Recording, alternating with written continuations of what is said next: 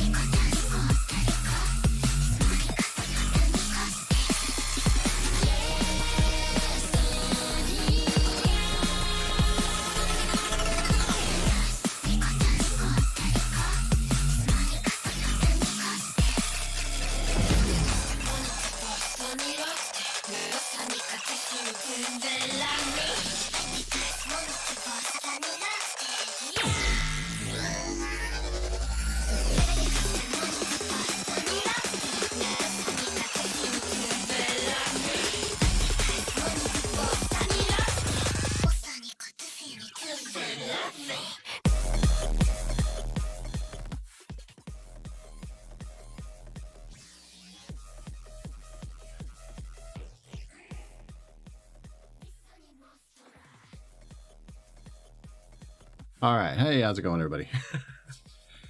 So many issues with the stream. All right. I think I got everything kind of set up, though, for now. Seems to be okay. All right. Let's see. Turn off the Raven soundtrack for a minute and let's see. Oh, get that set back up. And all right. I think that should probably do it. All right. All right, we're back in business. Woohoo! All right, so I think we got everything good there. Stream bitrate looks good. All right. Okay, nice. All right, welcome to stream, everybody. Hey, wow, look at that. I just started. Hey, how's it going, Demon Chuckle? Let's see here. I just started, so I'm just getting stuff set up. Hey, Chibean, how's it going? How's it going? Yes, very eepy. I would have started a little early actually, but I nodded off. It's been a very long day. So I would have been streaming some of the stuff a little bit earlier, but I've had some stream issues and I've been trying to figure them out. So I decided to upgrade my computer a little bit more and see if I could fix some of the issues I've had with some of the frame rate drops and stuff when I'm playing a game. So I went nuclear option and I got a 5900X for my PC, upgraded the CPU on it. So it's like with the last major upgrade, but I was having issues with the upgrade because I originally had a Ryzen 3600 and upgrading the CPU is causing my computers to not boot properly. So that pretty much killed that last major stream I was going to do on Tuesday. And then I had to work for the next couple of days. So I figured I would just work on it on my, day off type stuff. So I got all that straightened out. Now I'm trying to figure out some audio settings because GoXLR had an update and, it's got some cool stuff going on, but I decided I didn't really need all that. But it messed with my audio settings a little bit, so yeah. Plus, I'm also re-implementing audio ducking, and that should hopefully allow me to be a little more like in control of my voice versus any game or video audio I'm doing. So we're gonna test that out today, and hopefully it works out pretty good. I did some recordings to see how it would sound like before the stream, but it sounded okay, but it might be too aggressive, so we'll see. Other than that, I've really been trying to avoid spoilers for the Summer Game Fest stuff. So, and there's a ton of stuff I'm missing from what I've seen. So, I don't know what I'm going to do here. Let's flip on over. So we have Games Recap. This is 2024.gamesrecap.io, whatever you want to call it. They do this website every year, and it has a list of all of the conferences, although the Nintendo Direct hasn't been announced for a specific time. So I figure I'll just find out down the line, speak for myself. Yeah, I get that. But yeah, so apparently we have the Devolver Direct too. We'll have to check out those trailers. Not really sure about the Day of the Devs thing here. I'm not. Are these trailers? Because sometimes I watch some of these and they're more like developer interviews than actually trailers. We'll have to take a look at that. So yeah, this website's awesome. This website has every announcement, every full thing. So like for example, I can go here to these are all the conferences, and you can actually see like the OTG Games Expo was a couple of days ago. It's got a link, it takes you right to it. Or like when they had that Silent Hill transmission. There you go, whole thing. So it's extremely handy for this website to exist. They kind of collect everything for you. So as much as E3, and I miss E3, but all these individual like things they do now, they're cool and all, but it makes it hard to keep track of all of them. So to have a website like this is really handy. And then all these individual trailers too. So, like, let's say you want to see whatever, the Harry Potter Quidditch Champions. If you do that, you can actually see the details here. So it'll flip a card. So the reveal is apparently the game's gonna come out September 3rd on these platforms. It's in the sports genre. And then you went to E3 once? Which one did you go through? I always wanted to go. I just never got the chance. But I mean, I wanted to go during its heyday. 2017? Oh, so you got one of the last ones. Hopefully it was a good one. I never imagined that it would end the way it did. I think that was one of the ones that was just before the pandemic ended or started. So that would have been, I think they called it off in 2019. So yeah, you would have gotten like one of the last ones. It was weird. In what way? I know by that point E3 was becoming more of a consumer focused conference than a journalist one. Because E3 started as like a business conference, and then journalists would get in and get some details and put them into gaming magazines, and somehow it turned into like video gamer heaven. We make our pilgrimage to the E3 once a year. That type of thing.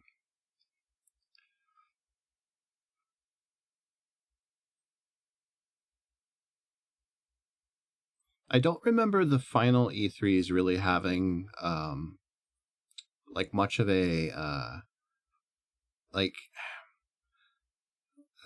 trying to think of the word, like anything, like I wouldn't say exciting, but like I don't know. Some E3s were great, some E3s were kind of forgettable, but the last few E3s just seem to be even more forgettable than that. I think the only E3 I remember was the one where they revealed the original Breath of the Wild. Hey, it's Akupala. Thank you very much. Appreciate the follow. Yeah, the last E3 that I remember like being kind of exciting was oh, all right. Yeah, for sure. I'll take a look at that. Yeah, the last one I remember was the Breath of the Wild reveal. And I remember at that E3, like people went bonkers and there were huge lines. There's videos of like showing people just like racing inside just to be able to try and play the demo for Breath of the Wild. So that one was pretty cool.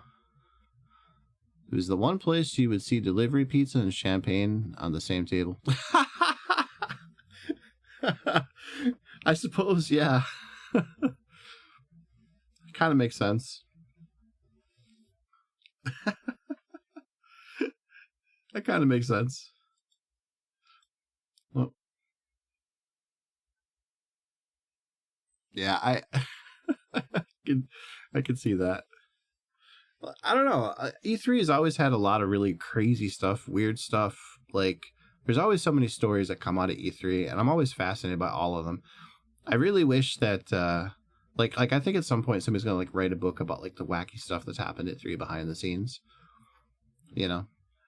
But yeah, I know the show is like turned to crap, but you also accidentally got the press badge holder for your ordinary badge. Whoa. Dude, that's cool. You got to hold on to that for the memories. What's your favorite E3 memory? I would have to say for me it was oh, there was so many. Well, I mean everybody has the PlayStation price reveal announcement. That one was pretty amazing. Man, I gotta say the Twilight Princess reveal for when Miyamoto came on the stage with the sword and shield. Man, people went bonkers for that. Oh yeah, no, I get it.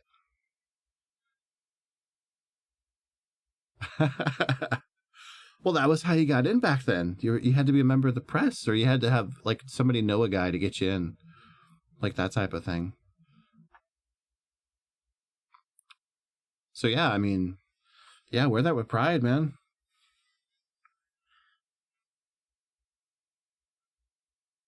For sure.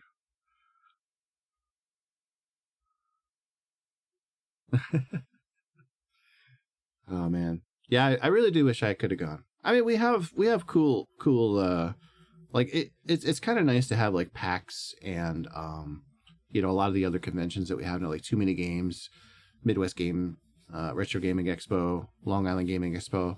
Like there's so many gaming expos and conventions now. There's Gamescom if you're in Europe. Um, it's really nice. Like E3 isn't really necessary anymore, but got some really awkward situations when I talk to the devs industry about questions, and they pretend we. Yeah, yeah, that's the schmoozing process. It's really weird, isn't it? I really don't understand the behavior myself.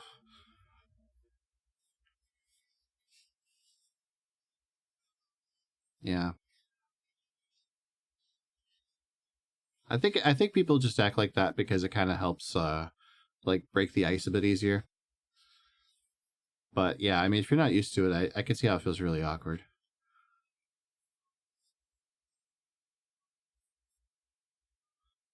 I do remember when Adam Sessler had gone back to doing this kind of stuff, and there was a YouTube channel called Rev3 Games, and one of the last ones that he did before he ended up quitting the whole thing, he was at an E3, and it's a small media outlet, but they were covering it like they were a major press source, and you could see how the stress was getting to him. And towards the end there, he looked awful. He just like looked very like sunken skin, like like he had been doing a lot of drugs. There was accusations that he was doing like coke and stuff, and it was like, no, it's just that exhausting. They put out like a crazy amount of coverage for E3, so yeah, I do think that was probably what was the major like catalyst for him stopping all the gaming coverage he was doing.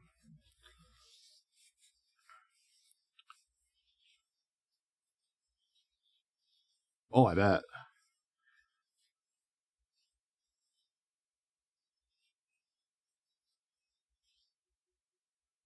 Yeah, it's also super expensive for E3. Yep. Yep. You never got to the era of the booth babe. Definitely a thing that was happening back then. But yeah, no, E3's always been a really curious thing. Like on one hand, you hear all the behind the scenes stuff about like how developers had to like have an extra team that worked on just on an E3 build, and that build would never actually come to like it wouldn't do anything. It was just there to for E3. While the developers also had the other team that was actually making the game. And then after E3 was over, they would just scrap the build and just put those developers back on working on the game. And then you would see like the cost of everything too. I think like per square footage, it was like $100,000. And then you have booths like Nintendo's where it was like 20,000 square feet or whatever. And they would be paying like $2 to $3 million just to have a presence at the studio. And that wasn't even including like the actual building of the booth and all that. So yeah, E3 was extremely expensive for developers to go through. And then you see it like, oh, it only lasts a couple days, and then they tear it all down. So it's like, wow, just kind of nuts how all that works. But yeah, some of the best parts of E3 though were the parts that people had no access to. You'd have all the like the secret like behind the scenes things where like in conference rooms and something off to the side, the journalist would be talking to the game developers and the like the big wigs at the studios and stuff, and getting all the insider details. Just do a run around to every single booth. You only get the camera about how much they are having. Cut the recording and move to the next booth. Oh wow, okay. This will get all day. I saw him ever make a big scene. Huh. Yeah, it reminds me of those influencers that like rent out private planes for photo shoots and then put them on social media pretending that they actually own the plane. Like it's more about the appearance that you're rich rather than actually being rich. Because like the idea is like if you pretend hard enough, people will believe you and then you just magically become rich. Which I guess works for some people. I mean, that's pretty much Instagram in a nutshell. It's all about fake lives. Yeah, right? The fake private jet set. Yeah. I mean, actually, half the time it isn't even actually a plane. It's just a fake set that looks like a private plane. Yeah, you kind of realize pretty quickly in this type of industry how fake people are. Not just like the fake things that they do for attention, but also just the whole personality that you see is fake. So, as the saying goes, never meet your heroes.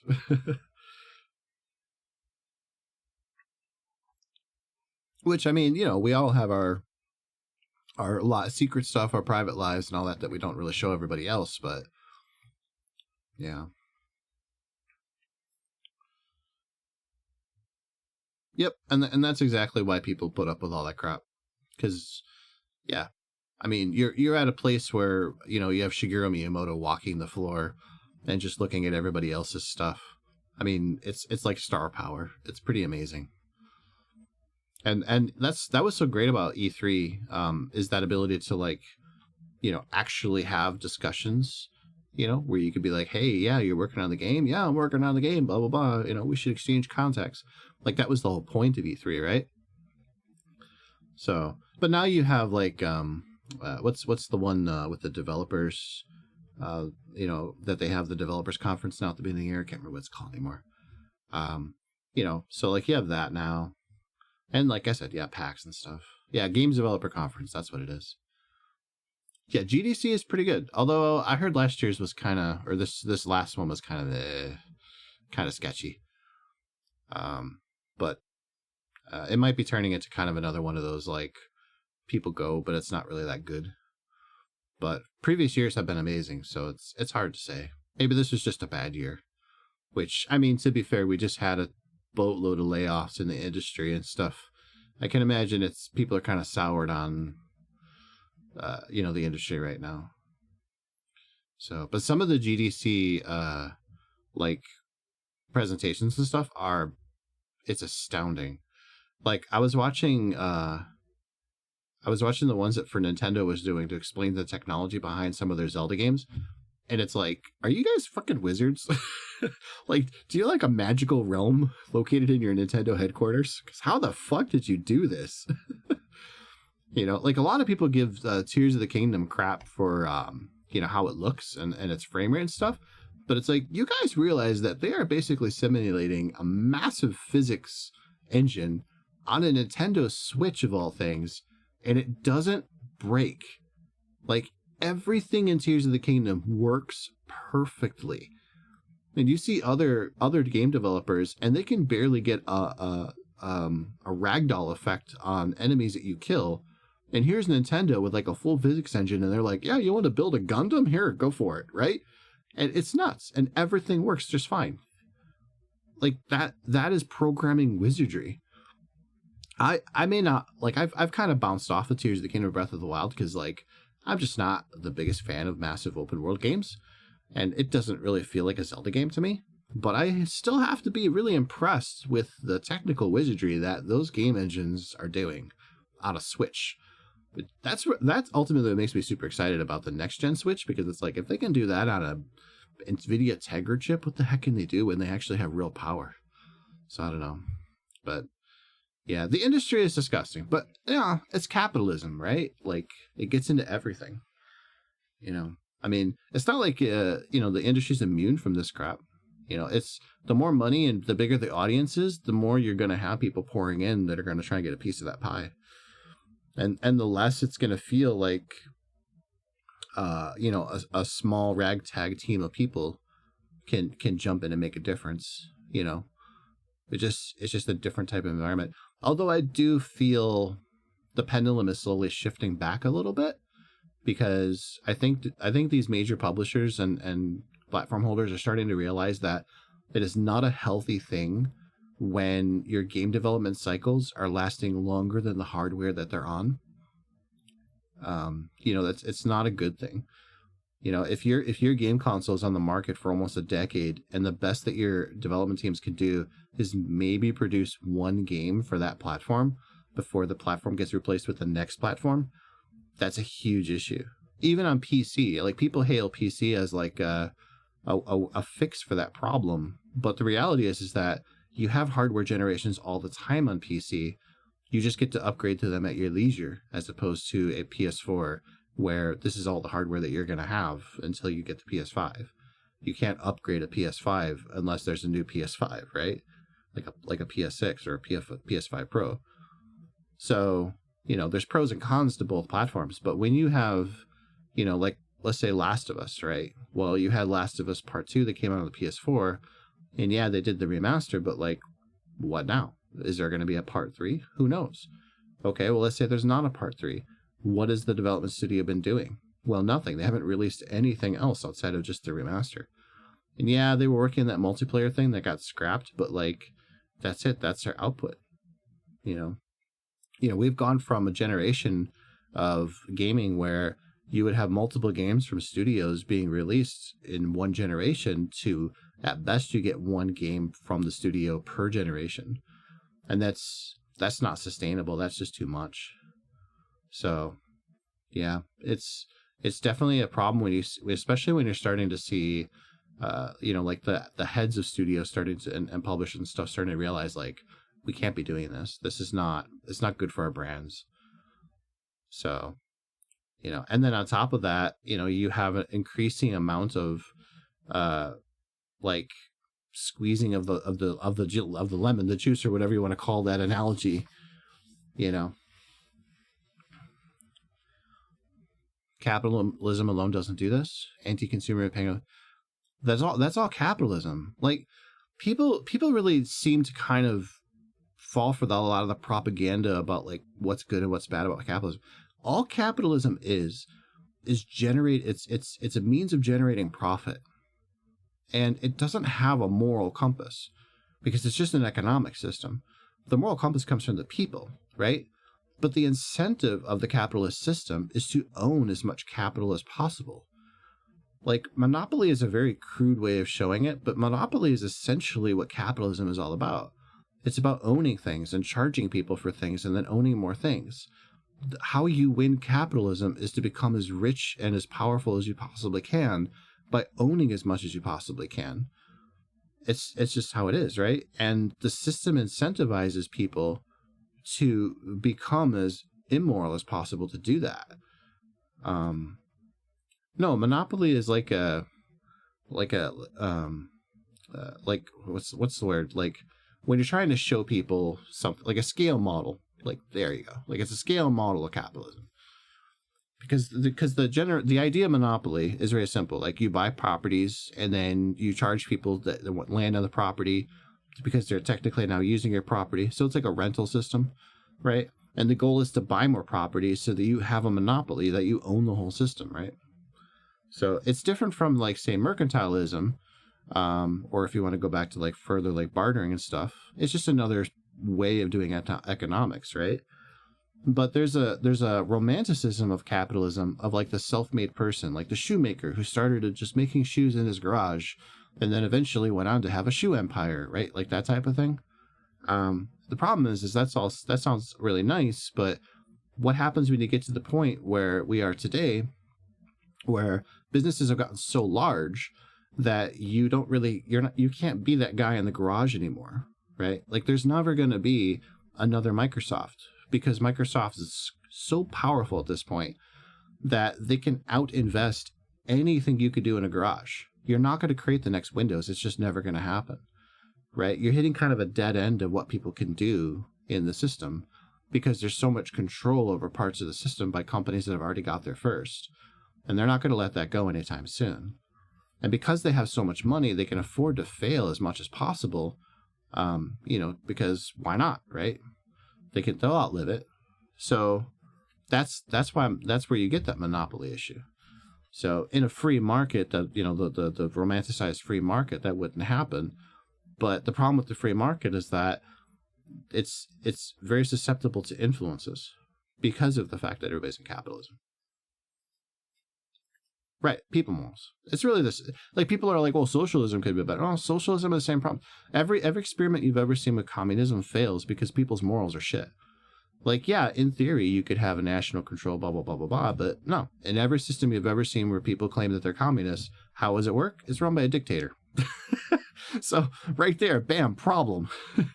You know, there's no democracy in any socialist system we've ever seen yet. So, you know, socialist like practices, sure, like we've adapted some of that, but like overall socialism is like the Marxist type stuff. No, it's all failed because it's all started with dictators and revolutions. You know, so it don't work. So no, capitalism is essentially what's happened in the industry. Is that as the industry has gotten bigger, the people who have been coming into the industry to make games are not game makers anymore. They're investors, because now there's a lot of money to gain from being in the game industry. So it used to be like in the 80s and 90s, a lot of the people who were making games were game studios that were run by people who were just small-time developers. And you could do that back then. You could have a game studio where there was like 5 or 6 people, and they could put out games on a regular basis.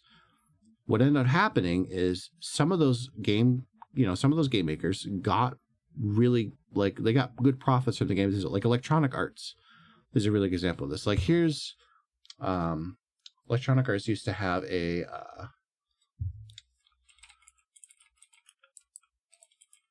let's see here. So I'm gonna see if I can find it here. Let's see here.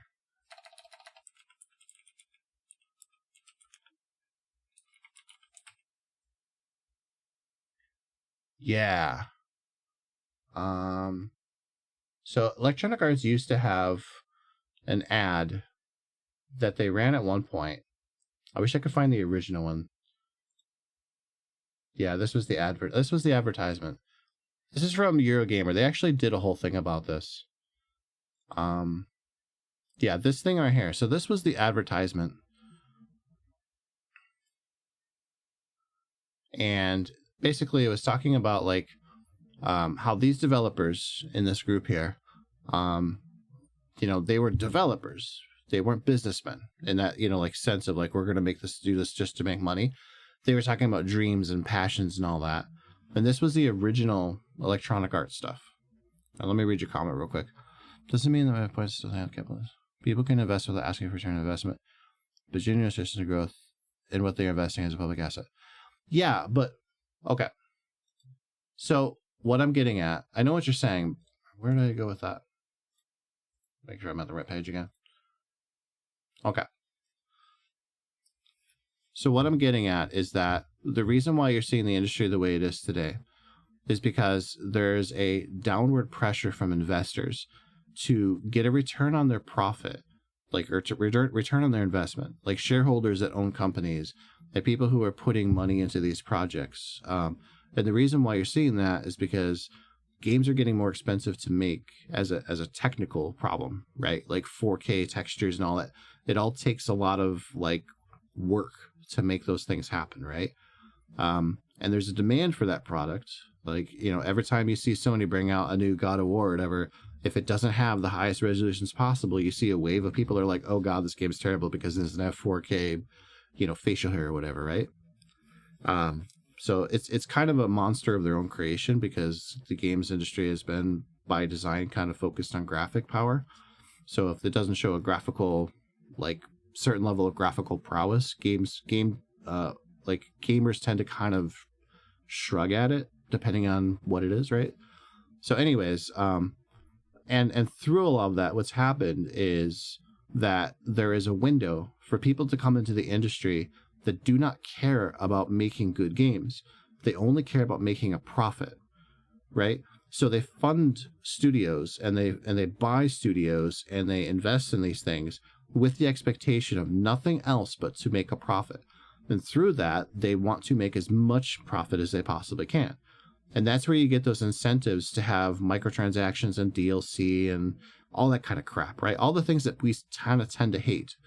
Or like we don't hate them per se, because people obviously are willing to open up their wallets for them, but we don't like how pervasive they become, right?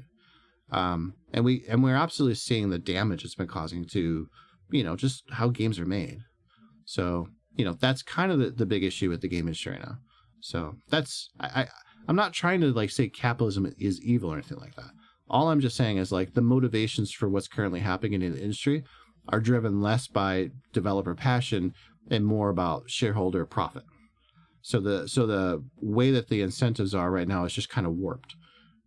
So that's all.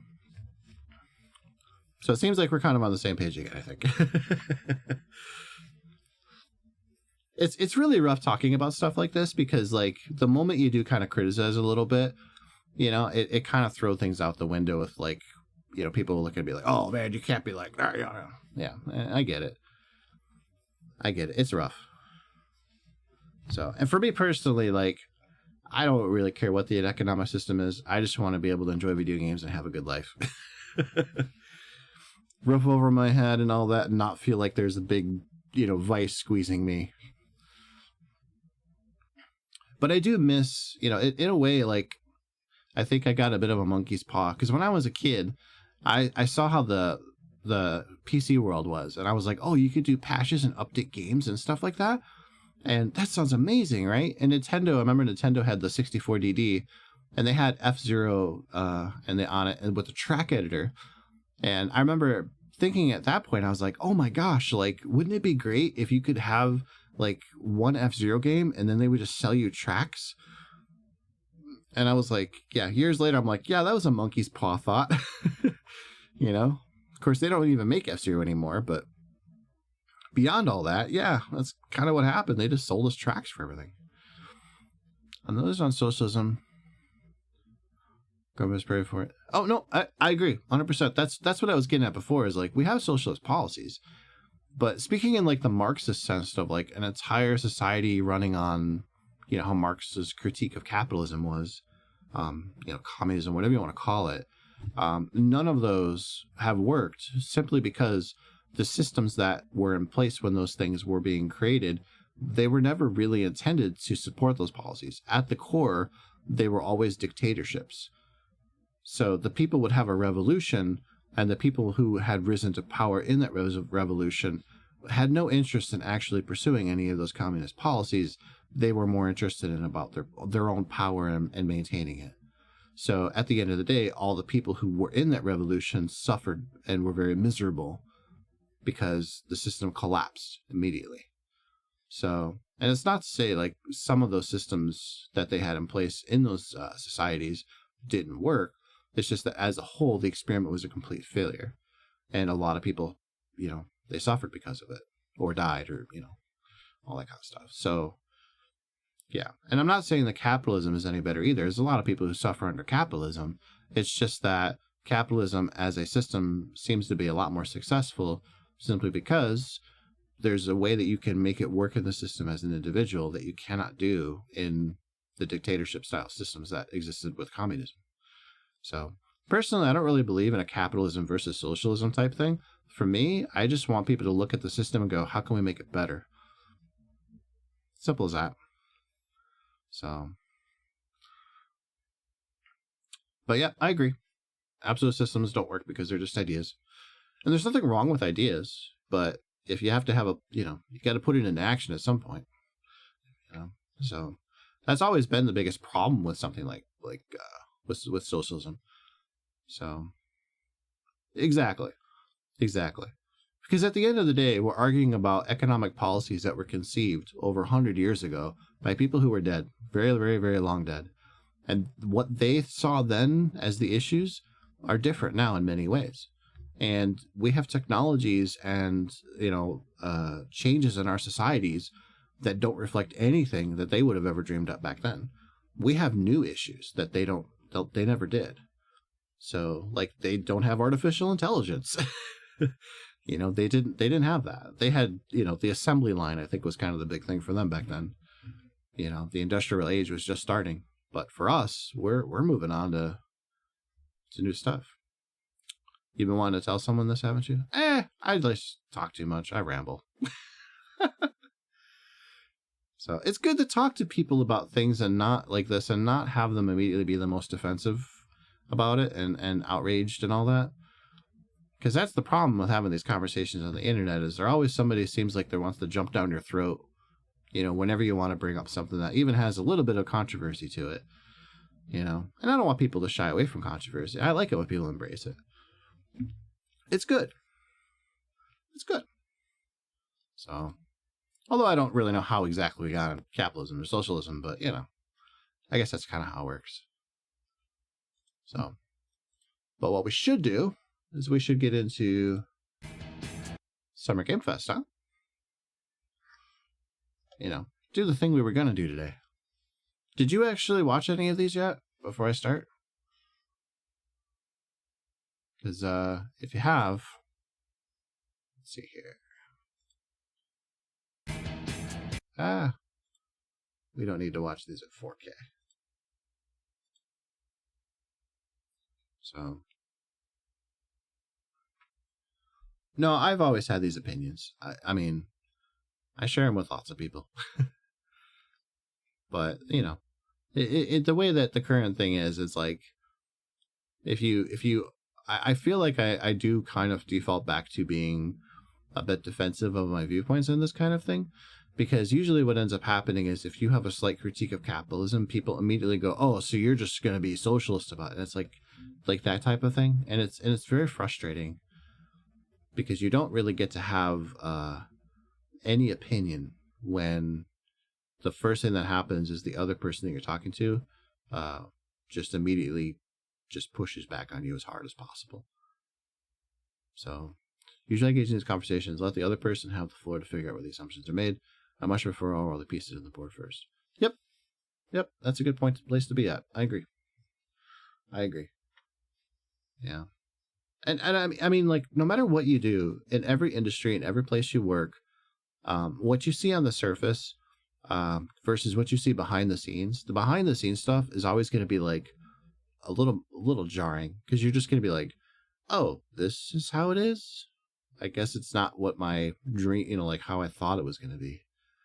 I mean, like, think about like your first day at a place you've always been to a lot, but you've never been behind the counter at, right, so to speak.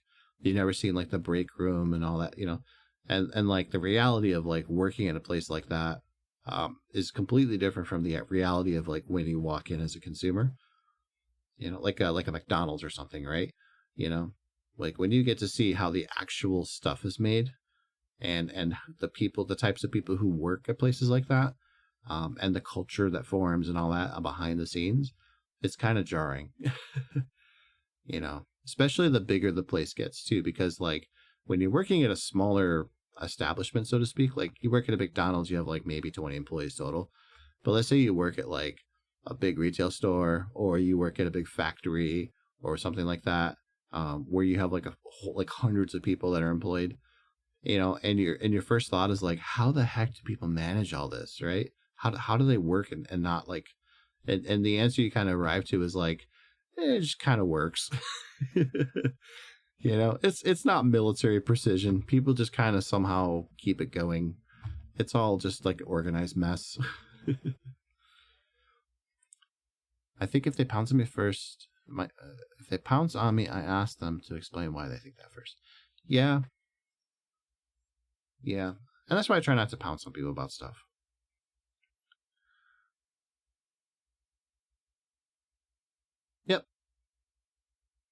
Yep. Although I do kind of, just for the sake of like my understanding, I do tend to operate on an assumption that people haven't heard, so that I always start with information just to kind of see where the baseline is. So I will feed somebody info, and then if they start pushing back with like, yeah, I know that, then I'll drop it and move on to something that escalated a bit more. Because like you don't really know what people know until you start talking to them. So, and you'd be surprised how much people put on airs that they know things. And then it turns out that no, they don't actually really know at all.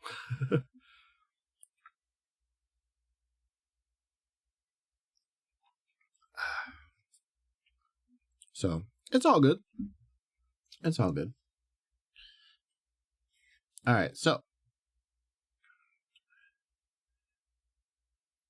Keighley comes out. The show is 4 hours long. Wow. Oh, he's got ads in here. That explains it.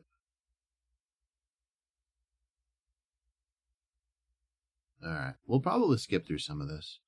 You haven't seen any of the Game Fest. Okay, that's good. That's good. Because I have not. I seen a spoiler into, but I stayed away from Twitter all day today as best as I could to make sure that I didn't see any of this kind of stuff. So the last conferences I saw were the Sony State of Play and the Silent Hill thing, and that was earlier this week. I haven't watched the OTK stuff or anything. I'm not really going to be able to cover all of that today. I mean, if this is going to be 4 hours long, it's still going to take me a while to get through this. But this is the main one. And then I'll kind of finish up some of these for the rest of it. Yep. Yeah, it's insane how much that they were charging for this. It kind of makes sense with all the production you have to do into these, but yeah, I was kind of shocked because, you know, who wouldn't want to get paid $250,000 a minute? But all right. If this gets too loud or too quiet, just kind of let me know, and I'll adjust the volume as I go.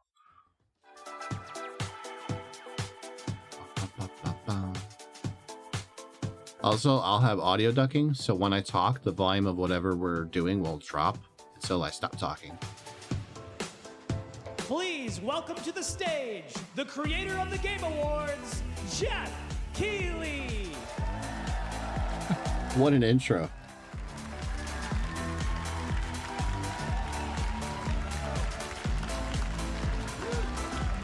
Quick side note, just real quick. This guy right here, man, this guy is literally the guy in the meme that's doing like the peace sign when E3 got announced that it was done for good. Because like Jeff Keighley is a Nepo baby. His mom and dad, I can't remember what they did for a living, but they're wealthy as fuck. And this guy would go to E3s from like, you know, then he was like one of the, you know, like you see pictures of him at like the OG E3s back in the 90s and stuff. This guy has always been doing this stuff. And, you know, for him to basically be at this point, the guy who not only runs the Game Awards, but now what is essentially the new E3 is just like wacky to me. You know, like it's funny how we went from Doritos Pope to this. But he must be on cloud 9 right now.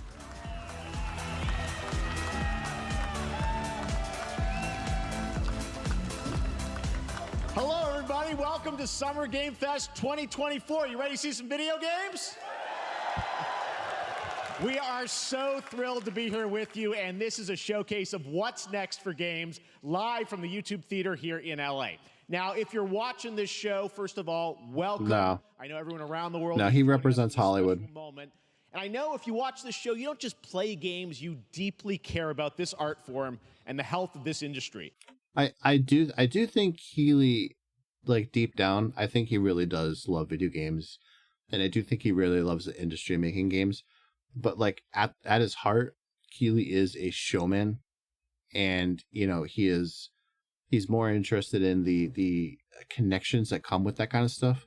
You know, like the Hollywood and kind of like hanging out with like the elite and stuff like that than anything else. He's not interested in like you know, like being part of the industry in terms like you said. Yeah, no, you're wrong. You're not wrong. He's definitely spineless. Like he will always take the middle path or the easiest path. He will never put himself in a position where he endangers his wallet to take a stand. The only time he did that was for Kojima, and that was a safe thing for him to do. So, but like when all of these developers were losing their jobs like crazy, he was quiet about it. And not only was he quiet about it, but the only time he ever said anything about it, it was the most like bland milquetoast like crap.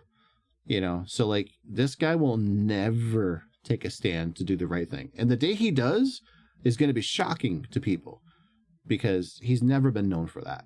It's just so sad to see because like this is a guy who now has two of the most influential platforms in the industry and he will never do anything meaningful with them. And to even highlight that even further, one of the original awards for the Game Awards was supposed to be for recognizing the people in the industry who helped create the industry, like the OG developers and makers and stuff like that, right? And that award lasted for like 2 of his Game Awards, and you've never seen it again. And now we're at the point with the Game Awards where he's literally telling people that they have to hurry up to rush through the awards, and then so they can make more room for like the commercials and stuff. So yeah, it don't matter anymore with these kind of things. I like watching these trailers, but these shows, I've never liked them. So it's just a shame. The good news is that we have a lot of amazing games to show you from creators around the world. Maybe he'll prove me wrong this time, but I don't doubt it.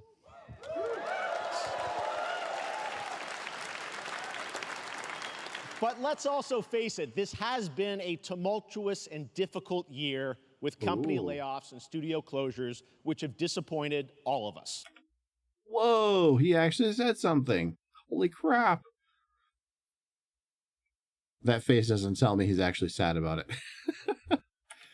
But there's also something else happening. Our industry is evolving and changing. And thanks to digital distribution, smaller teams and new creators are finding incredible success. Take a look at this list from Game Discover of the top 10 best-selling new games on Steam so far this year.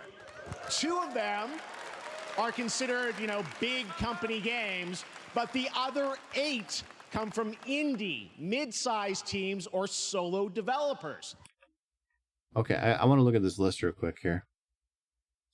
So we got Pal World. Okay. Just looking at this. Okay, so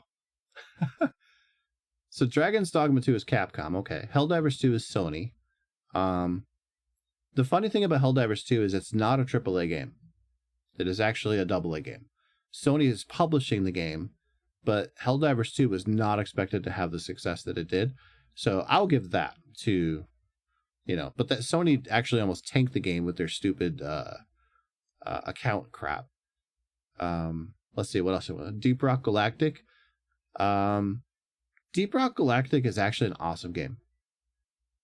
And the Survivor is the like roguelite thing that they've been doing with it. But I don't know. I mean, that studio's done really well for themselves with Deep Rock Galactic. I'm not gonna say they're AAA, but like, it's weird. Hades 2 is kind of like that too, where like the first Hades did really well. They made a lot of money off of Hades. So Buckshot Roulette, I think, is probably the biggest surprise on that list because that one came out of nowhere. Like nobody was expecting that one. That was an Itch.io game that was released on Steam recently, and it's extremely simple. It's got a real cool like vibe to it. Palworld I kind of saw because like it's Pokemon with guns. That was always going to do well. But indie studios are doing well because AAA is no longer a market quality. Yeah, I mean, I would agree with that, but I also think that indie studios are doing well because of PC. PC gaming has become a refuge for the types of games that do not do well on consoles anymore, simply because the way that the console environment is, it's not easy to stand on a console anymore. Like let's say you're a developer and you're making actually a really good example of this is, do you remember Axiom Verge? Axiom Verge was like that Metroidvania type game that came out about 10 years ago. That game, from the graphics, the audio, everything in that game is one guy. He did everything. And he did it while his kid was sick too. So his kid had like some kind of really bad disease. So he was going through a lot of crap to make the game, and it almost ruined him doing it, from what I understand. But when that game came out, like, it did awesome numbers, right?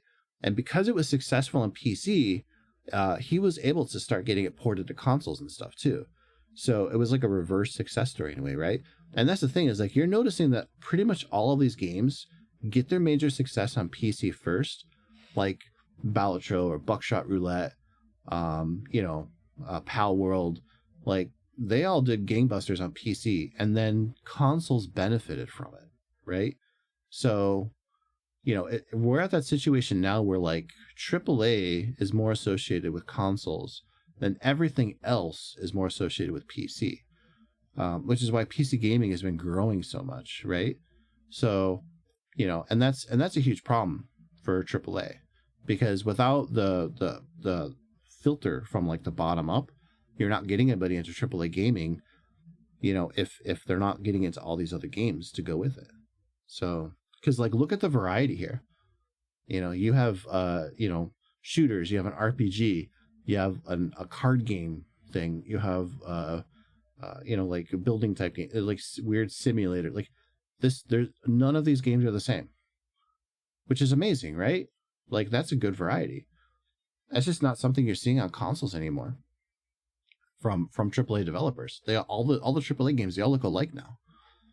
So I look at this list, it's pretty cool, right? And I get inspired that new ideas, new teams, and smaller creators can and will break through. It's a reminder to big companies that they have to treat their developers right, because today there are many paths to sustainability and success, and that's what makes this industry so great. And you'll see that reflected in the show today, because over the next 2 hours, we'll have big franchises on stage like Star Wars, Batman, and Harry Potter, but also smaller titles, including a few games made by single individuals and first-time creators that we invited to be part of this show, because we think this platform is important as a way to show you new things that you might not even know about. So when you see a game that piques your interest, please wishlist it, or even better, send it to a friend and get them excited. That's how we together can grow the gaming community. And we are going to do that today over the next 2 hours, as we have a lot of games to show you, plus Day of the Devs directly after with even more indie titles. Okay, I do want to point this out. He actually has a really good point here, and I can tell you why, because I actually just wishlisted this game. Let's see here.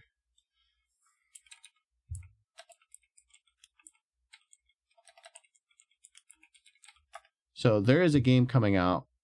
Okay, let's see here. Should we do the original trailer? So this game is coming out this year towards the fall. It's called Goodbye Sweet Carol. And okay, this was revealed at Gamescom 9 months ago. Is this Product not yet rated. Check this game out.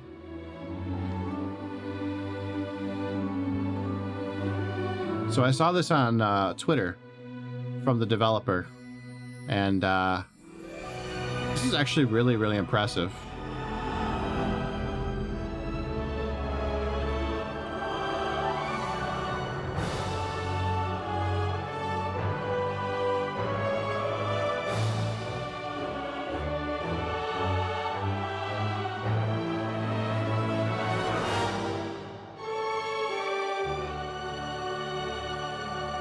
Yeah, it's like Disney, right? And it's like an adventure game. And this really reminded me of Clock Tower. Keep in mind, this is like early alpha footage you're watching.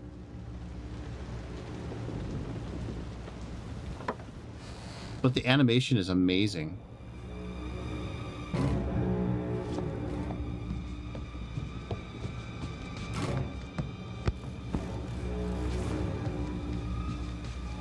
Here, let me get my big head out of the way.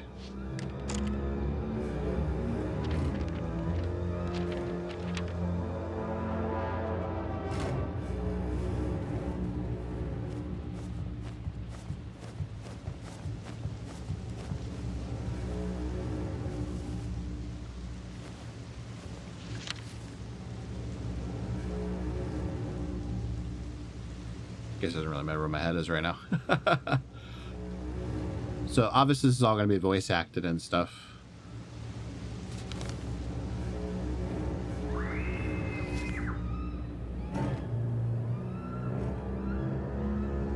But tell me this wouldn't be a good Halloween game.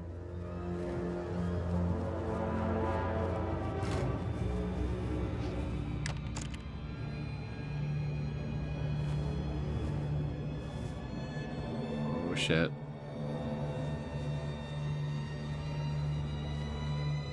I'm gonna move myself back over here.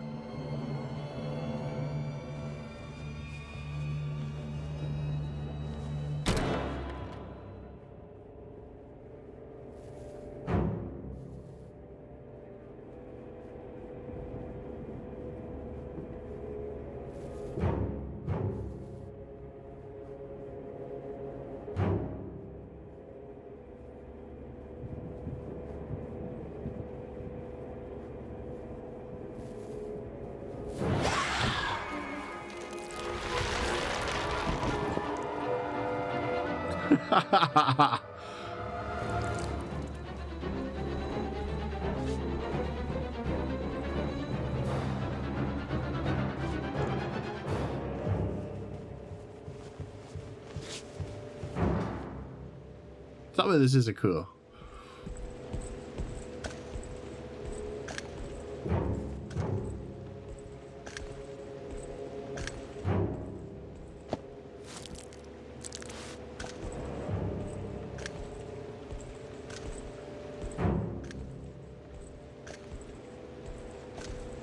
You just don't see games like this.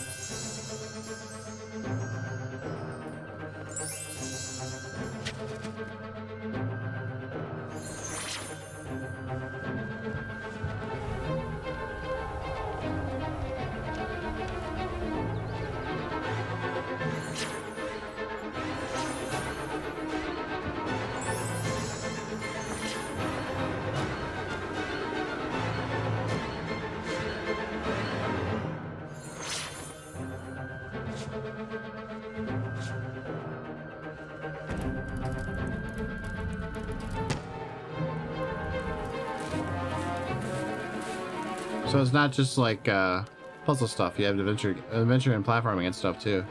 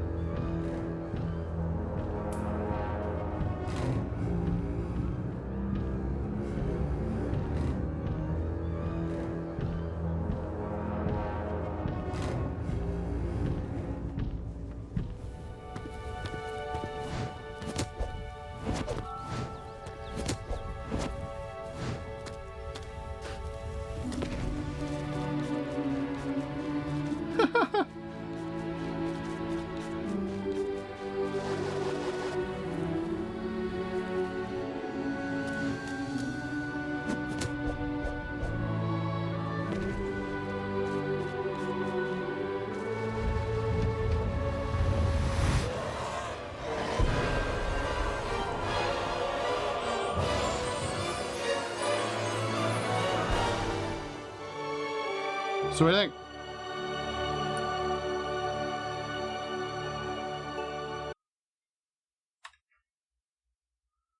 Kind of cool, right? Definitely something that you don't really see, you know, that much animation detail and stuff. It really reminded me of like how Cuphead got started when they were trying to do the old rubber hose style, and you had you know, a lot of people were like, oh man, that's gonna be really expensive to make, right? You know, like, and they somehow managed to pull it off, and Cuphead looks amazing, right? And there you go. Like, although the guy who's made it was like, yeah, it's like Disney meets like a horror novel. It kind of reminded me more of like a Don Bluth thing, but that's still high praise, I think. The games. And there's tons of games like that on the PC side. Here's our first announcement. Next.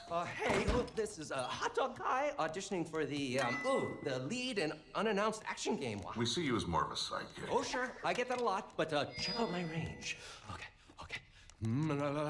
Rage! Empathy. Oh, hilarity! This guy! Straight! Hey, what game is this anyway?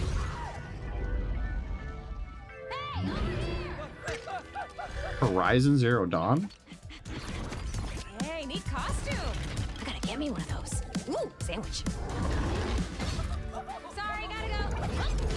Who is that? That hot dog guy is Aloy, an amazing video game lead. Thunderjaw went mad and is tearing through the valley. Don't worry, I'll bring it down. This is gonna be fun. Yeah, right in the eye. And touch fire attack. Huh. A lonely hero, hunting machines all by herself. Hello, I have friends, you know. Let's do this! Right. A friendly hero, hunting with her pals. Ow, hey, whose side are you on? Exploring, Wow, what is this place? collecting all the shiny things, Woo, money! and making a home.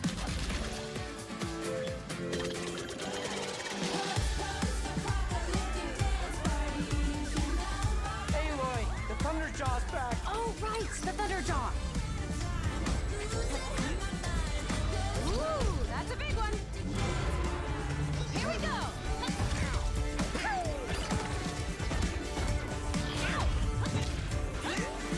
Down you go. Woo, better get a snack.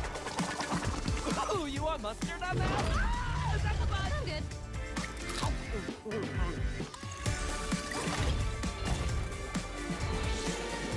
What the? What? That's not what I expected. Also, is this the first time a PlayStation game is on the Switch? Nah, can't be right. Huh. I would love to be the fly on the wall for how this got pitched. I don't know. It does, on the surface it seems really weird, but like I think this is kind of a good fit for this. I don't know. Lego games are always really fun to play, so I can't really like say this is a bad thing. This is good. This is a good thing. Kids love Lego. This gets them into the, like, everything about this is a win. So yep, can't say this is bad. This is actually kind of cool.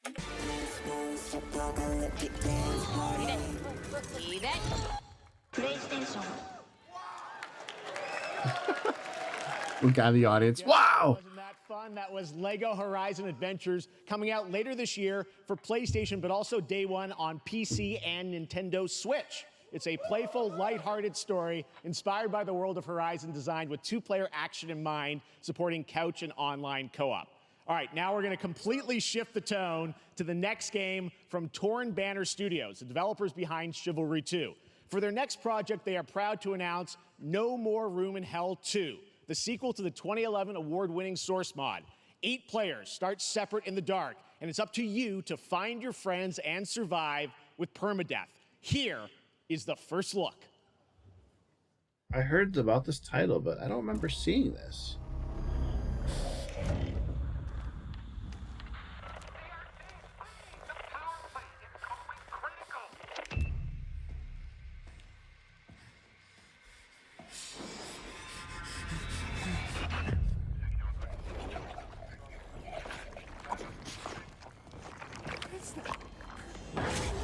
Oh,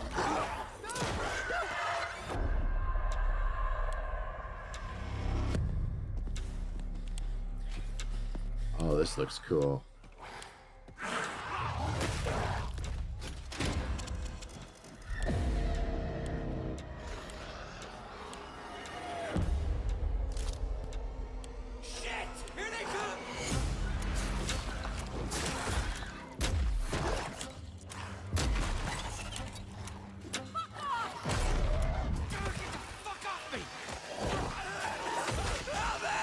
Be nice if they showed like actual gameplay.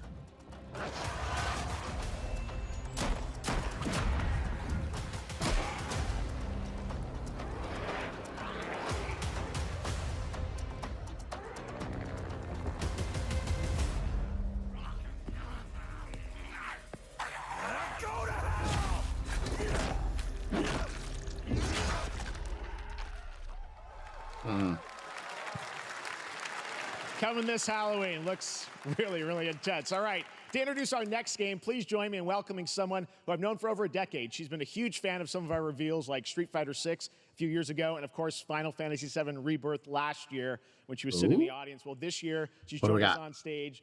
We're thrilled to have her with us. Please welcome Curious Joy. I almost thought you said Curious George.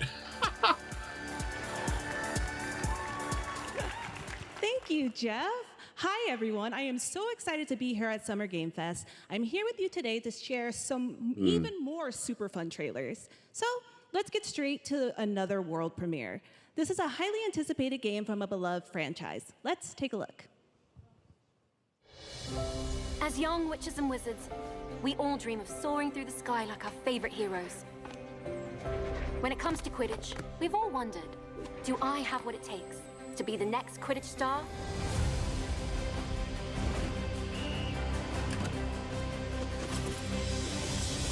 To beat your toughest opponent? To keep your composure in the face of adversity? To chase your dreams at any price? To seek glory for your team? No challenge is too great. No dream is too big. So ask yourself, do you have what it takes? Do you have the heart of a Quidditch champion?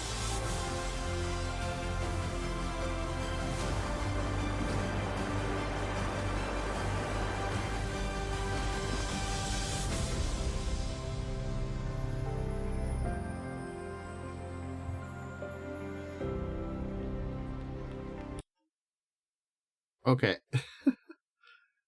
Didn't they have a game back in the Xbox and PlayStation 2 years? The Quidditch Cup, I think it was. Kind of crazy that we're getting another Quidditch game.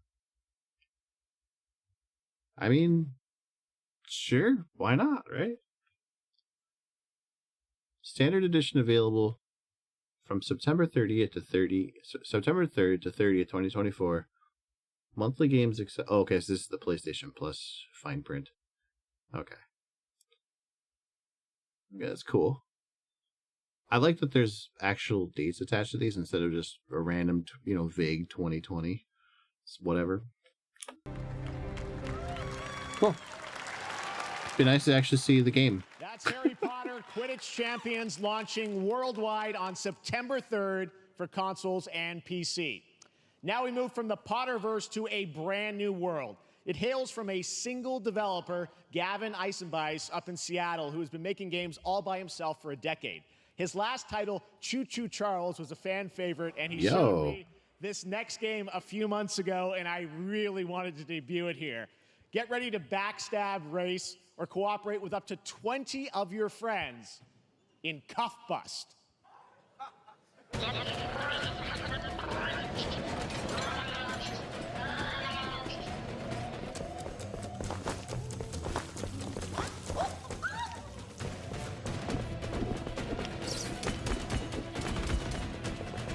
What the heck am I watching?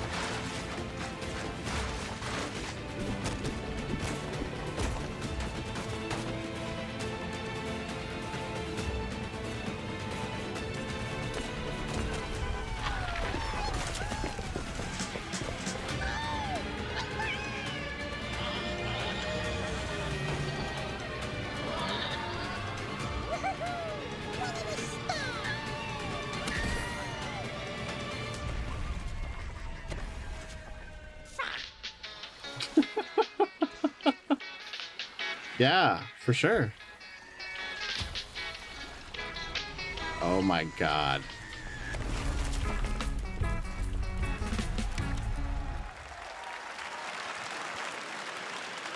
That's a fun If only I had 20 friends to play with. one, right? And remember, that's all made by one person. Congratulations, Gavin. So glad to have that on stage. All right, next one of this year's most anticipated games is Star Wars Outlaws, coming out on August 30th from Ubisoft and Lucasfilm Games, the first open-world Star Wars game where you live the life of a scoundrel. On Monday at 12 p.m. Pacific, you'll get to see a full gameplay showcase during Ubisoft's Forward event, streaming as part of the continuing Summer Game Fest events. But right now, we've got an exclusive new glimpse at the game, just a small taste of what's to come. Okay. Real quick on this Star Wars game, I saw the pricing for this thing, and I was immediately turned off from ever wanting to play it. The trailers look interesting, but man, I can't stand how Ubisoft monetizes the games now.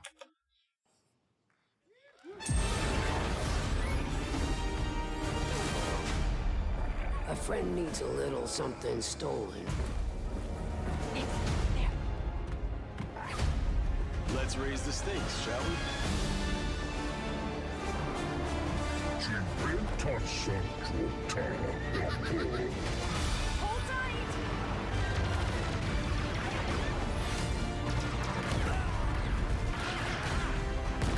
It looks really pretty. We should get moving. No, it's like 100 and something.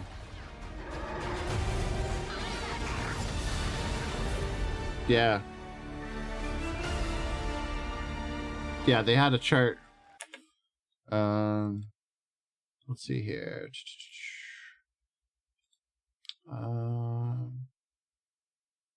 see here. Yeah. Let's do this. Pricing. Star Wars Outlaws pricing. Okay, so we got the Ubisoft one. All right, so they have $69.99 for the generic version, and then you get the Ubisoft Plus. But here's the actual pricing. So, oh god, their website is terrible. Anyways, I'm not going to click the cookie thing. So the base game, the standard edition, you get the base game and the pre-order bonus, $70. The gold edition is the base game, the pre-order bonus, the 3-day early access, and the season pass. That's $109.99, right? So 3-day early access. I fucking despise this bullshit that the industry's doing now with the early access crap. Like this early access thing just drives me up the wall. Just release the damn game. Why is this now? Because people are gonna buy it. I know it. But $109.99. Like, you already have a 70, right? You couldn't do like a, set like a 80 or 90. Nope, you just jump up to $110, right? And then you get this bullshit here. The Ultimate Edition, base game, pre-order bonus, 3-day early access, season pass, the Rogue Infiltrator bundle, the Sabak Shark bundle, and the digital art book. And let's see here. That's the cosmetics. Is this the one that has the mission? No, that's also cosmetics. Okay, so this one's $130, and all it adds is cosmetic bullshit in art book, right? And then you have this one here. But one of these has, I think it's the Ultimate Edition, has a mission that's accessible on top of that you don't get from the other ones until you buy the season pass thing. So I can't remember what it was, but yeah, it's an exclusive mission available for the Jabba's Gambit thing. So, like, yeah, that is disgusting pricing, isn't it? Just absolutely disgusting pricing. Oh, but you can get the super cheap, $18 a month Ubisoft Plus thing. It's just, no. Fuck you, Ubisoft. That's just awful. I think I spotted Lando there. So great. And by the way, I'm just noticing everything we're showing you so far, I think is going to be, coming out, this year, Cuffbus. I'm not quite sure, but it's so cool that there's stuff that we're going to get to play in the next few months here. All right. And all their new games are like that. Smaller teams. A few weeks ago, I had a chance to play through this next game, and I have to say, it is really spectacular. Neva comes from Nomada Studio, the creators of the Game Award-winning game Grease. It chronicles the story of Alba, a woman bound to a curious wolf cub.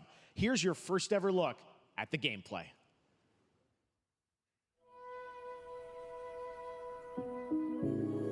I seen this before?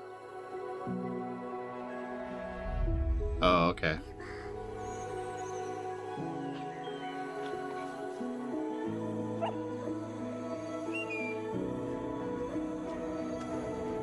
Yep, looks just like Grease. Grease had fantastic animation, so this should kind of follow suit in that.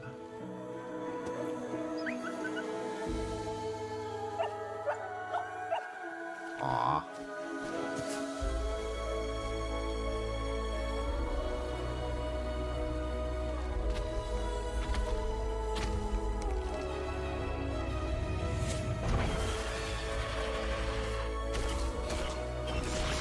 Ooh, this already looks better.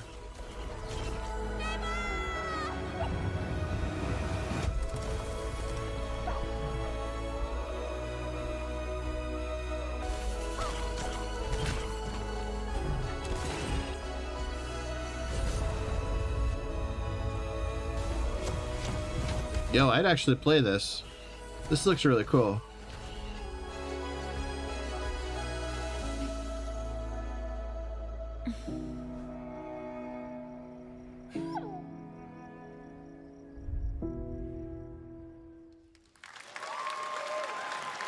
Trust me, that game is such a true work of art, especially when we get into some of the combat. It is tons of fun to play. And there's much more coming later today in the Devolver Direct, which will air directly after the Day of the Devs on this same stream. So we got lots more for you. All right, next, it's time for our next game announcement.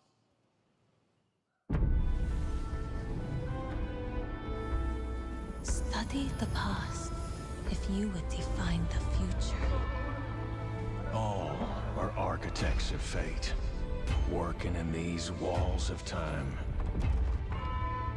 Let us all for death prepare, or on the last great journey fare. I appreciate the raid and everything, and thanks for hanging out and having a good conversation with me. Let me not then die ingloriously and without a struggle. But let me first do some great thing that shall be told among men hereafter. Each of us shall endure this world's life until the end.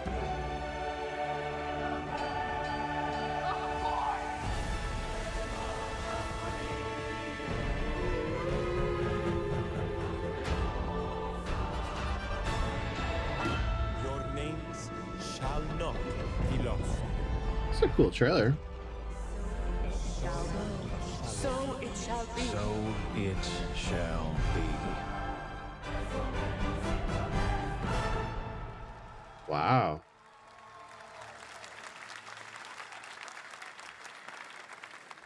I was never like the biggest fan of Civilization. On behalf of the Firaxis team, we are thrilled to finally announce that Civilization 7 is coming day and date to PC and consoles next year. I'm in awe of the amazing team that has brought us to this moment, but we also have to thank you, our incredible fans around the world, for your overwhelming support of this franchise for over 30 years. We can't wait to share more, and we hope you'll join us later this summer for the full reveal of Civilization 7. In the meantime, stay civilized. It's crazy that we're up to Civilization 7. I mean, I'm not a big fan of that type of game, but like I know Civilization's like the peak of that genre, and usually when they come out, they're out for like a while before there's another one because they do a lot of DLC and stuff for it. But like, yeah, I mean, it looks okay.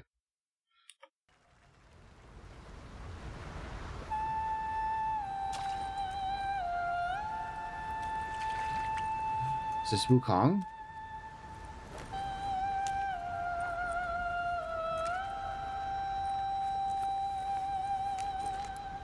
Yeah.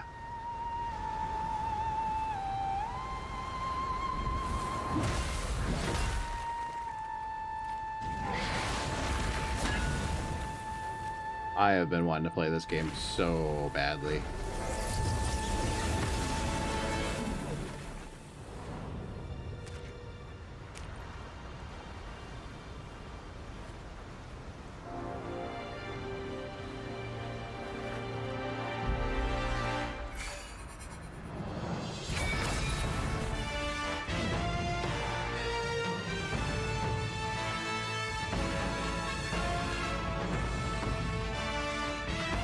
Are we gonna get it?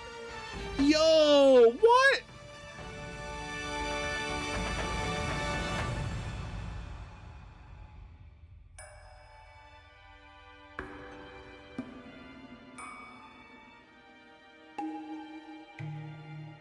When does this?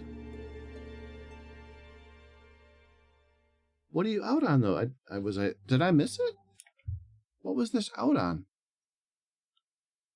PS5, Steam, Epic. Okay. Yo. I didn't realize this was this soon.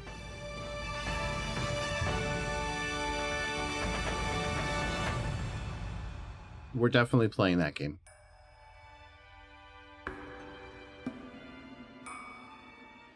Some very cool collectibles.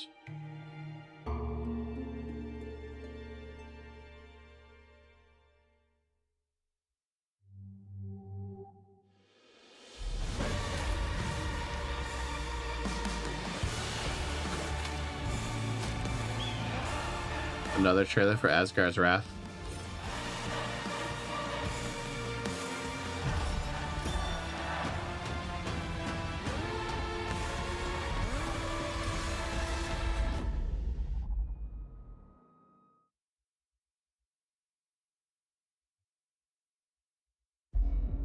Perhaps humans were fated to build the monoliths, reaching heaven and returning with a gift. Stardust. But mankind was given more than it wished for. Not progress, but chaos. Every new height brings a terrible fall. And yet hope still glimmers, even in the depths of the unknown, like mayflies. We die to live again. I watched some streamers play the beta of this a couple months ago. Smallest creatures It looked okay. show the greatest resilience. Wherever we remain standing, we stand together. The actual gameplay didn't look as cool as this trailer did. What does greatness mean to you? Have any of you faced Tyranids before? Only these past 2 days. Then This game I am absolutely playing. the numbers are endless. I will take you all with me. Brothers, we fight! Hiroshima! There are going to be so many good games coming out this fall. All right, welcome back to Summer Game Fest. We've got some amazing developer guests joining us throughout the show, and I'm very excited to introduce our first guests. They are legendary creators who are working on a brand new fantasy RPG, Metaphor, slated to launch this October. Please welcome the director and art designer of Persona 3, 4, and 5, Katsura Hashino and Shigenori Shojima. Just rolls off the tongue for him now, huh?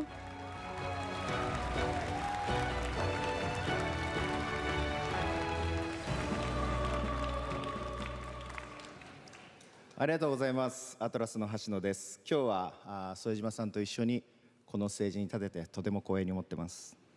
Thank you, everybody. It is a pleasure to be here. My name is Hashino, and I am the director of Metaphor. It is a pleasure to be here with Mr. Soejima. このゲームはね、アーキタイプという他のゲームでいうところのジョブですね。その姿に主人公たちが変身して明日の未来のために戦うというとても熱い RPG です。This game is an RPG in which the party members transform into their jobs, which we call archetypes. These archetypes allow you to fight against your enemies. アーキタイプは誰もが持つ不安と向き合うことによって覚醒する力です。すべてのアートワークは力強さとオリジナリティを意識して描いています。その総数は40種類以上にも及び、経験を積ませると一部のアーキタイプは進化することもできます。Archetypes are the embodiment of power born from the will to face your fears and anxieties. We gave it our all to instill each and every archetype with a feeling of strength and uniqueness in each of their designs. In total, there will be more than 40 types of archetypes available in the game. Wow. These archetypes can gain experience and even evolve. Some of them can evolve into stronger versions.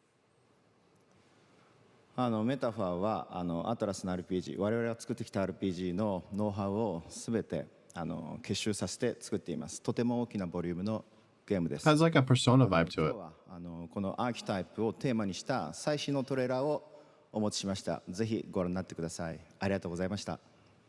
So we are pouring all of our acquired expertise into this game to make it as exciting as possible. In fact, we've even brought our latest trailer today, which is centered around the topic of these archetypes. Thank you very much, and we hope you enjoy it.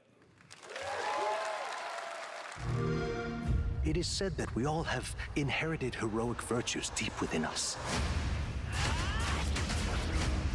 The reality is,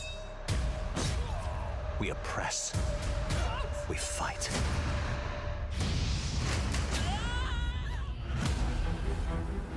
A great evil flows through this land. You have found a way to wield true magic.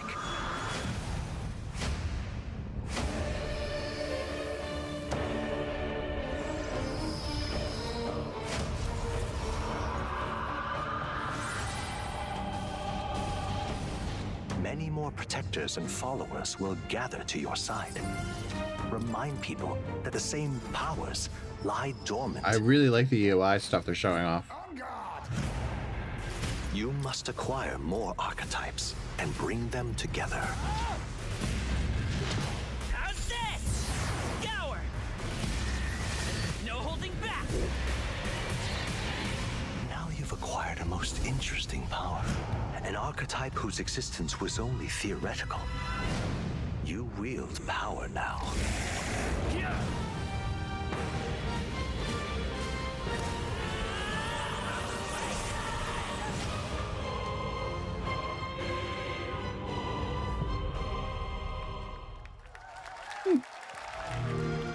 Kind of cool looking.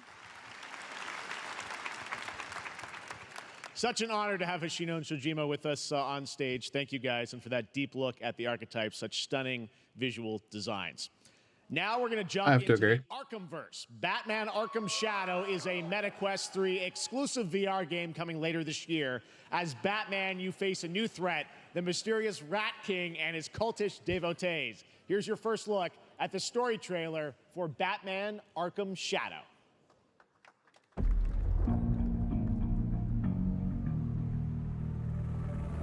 Not actual gameplay. Of course. There's a new darkness overtaking Gotham, driving the city mad. The only light left is from the fire in the streets, casting shadows of rats on everything that was once good.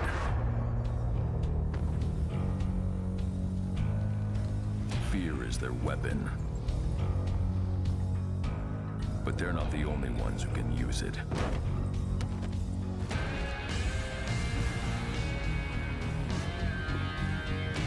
Oh no.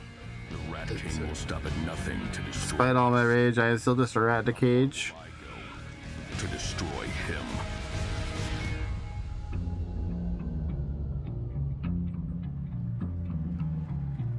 Yeah.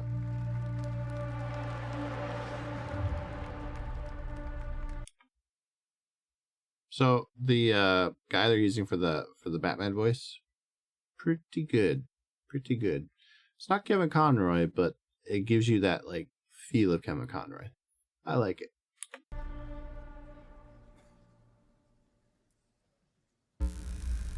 When the bat falls, the rats rise. Eh.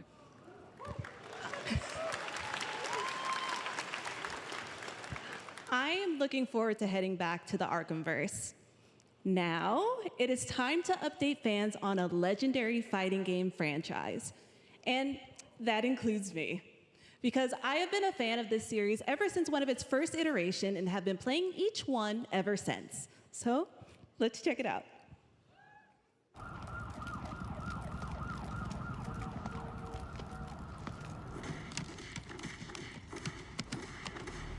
So we got Street Fighter 6.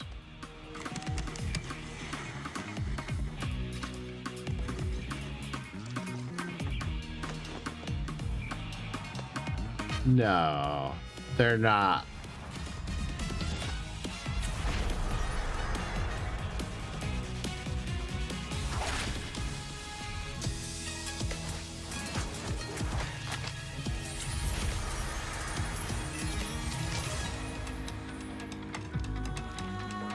Really?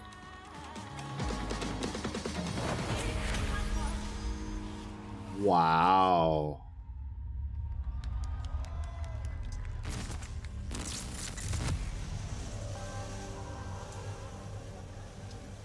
No.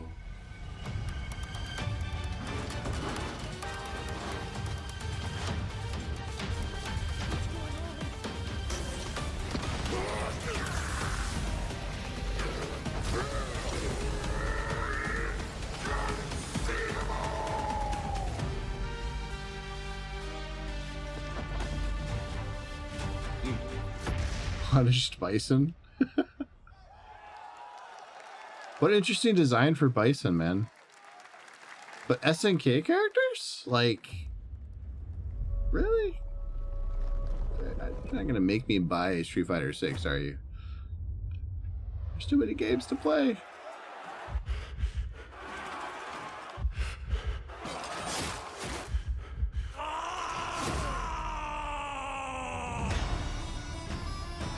Tears of Metal.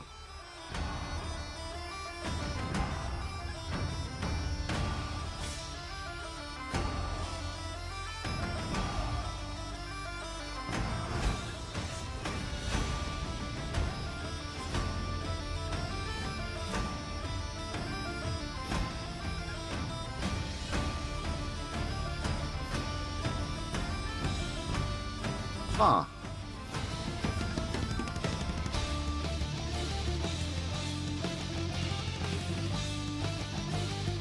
So it's like a roguelite.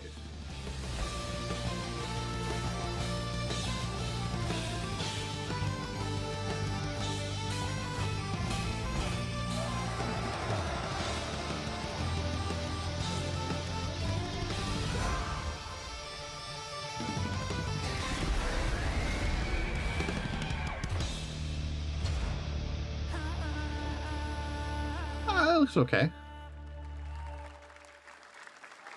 Cool design.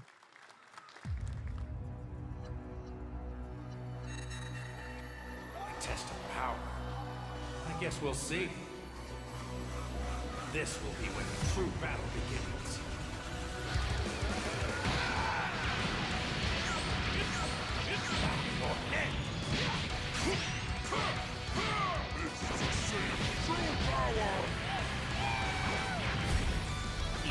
To a million pieces, just like I did that earlier. You talking about Krillin?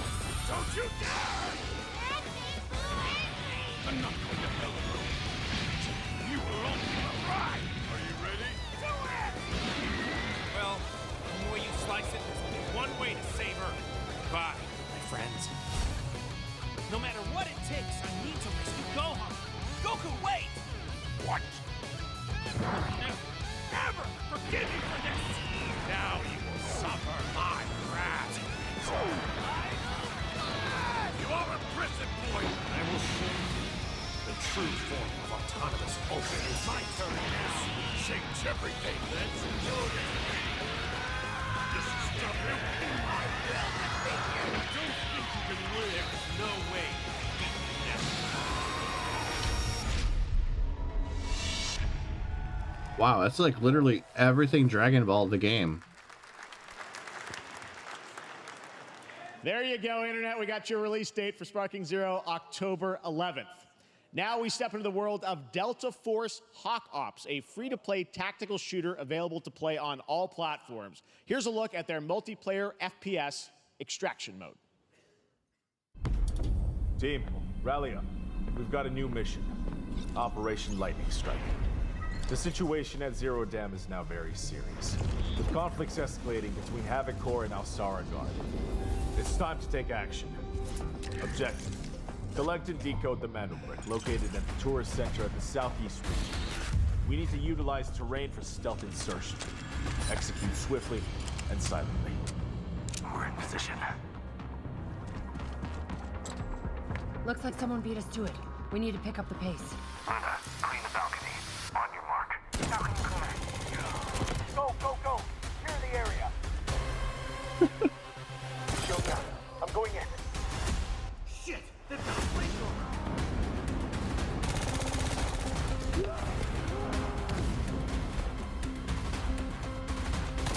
Engaging! Second floor! Ah! I got shot! They're coming up!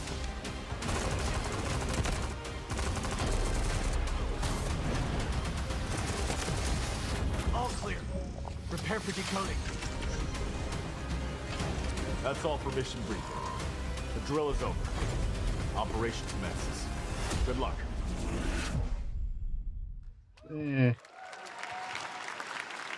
But that is not all. The game's premium campaign mode, Black Hawk Down, is a reimagining of the original game that is also fully licensed to recreate moments from the award-winning Ridley Scott movie.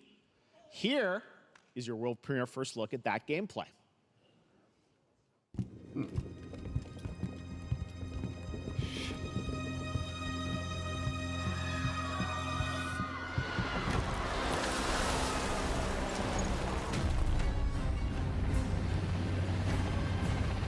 Why are they burning tires? RPG! Hold on! All units prepared for landing. 2 feet, 1 foot. Clear. Secure and capture a team in your cabinet. Over. Get down! Get down! Enemy attack! Air strike! Enemy vehicles coming! Vehicle under attack!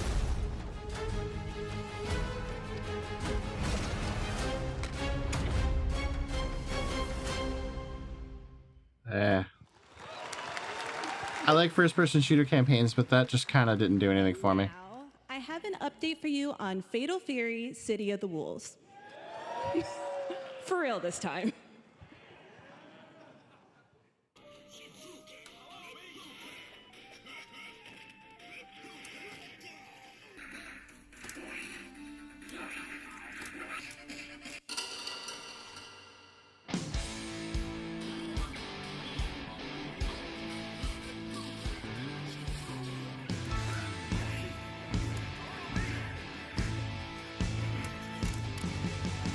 I really want a candy cab.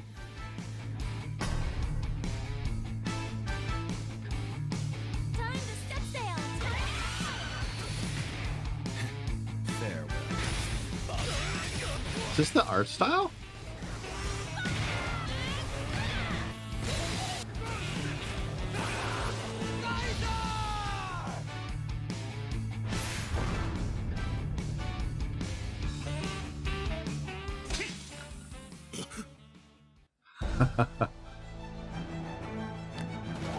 Not much of a teaser, but I like what I saw.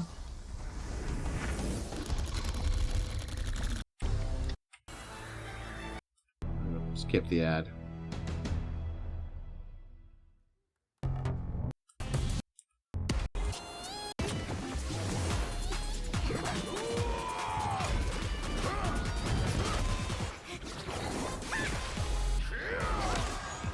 I don't know what this is.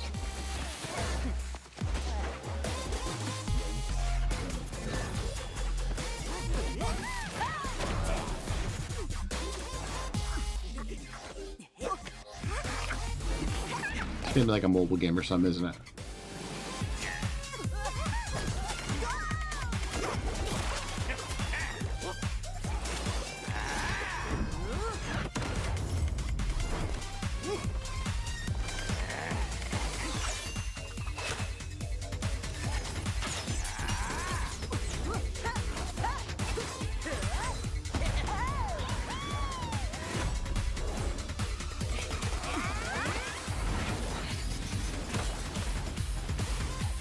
Cool transition. Water balloon! Box can make that for ya. You're next.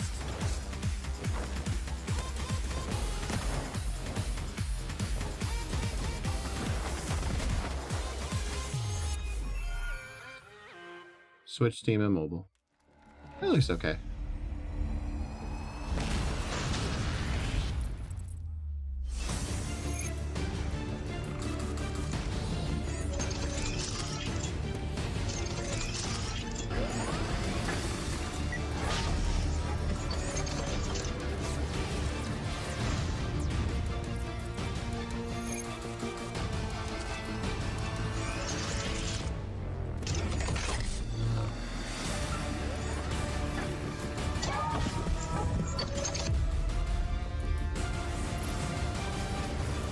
What is this?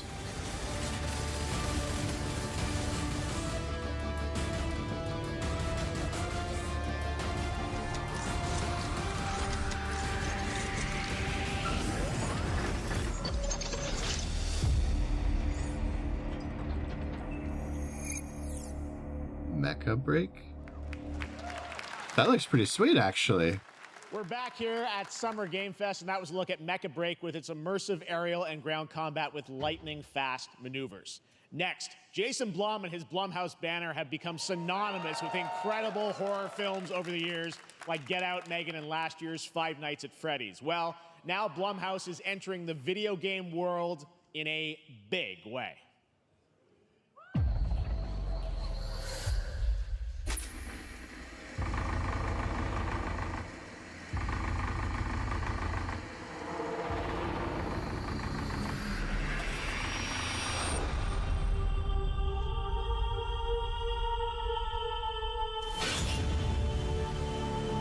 Dark times await us.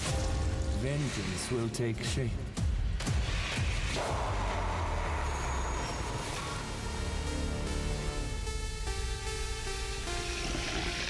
What?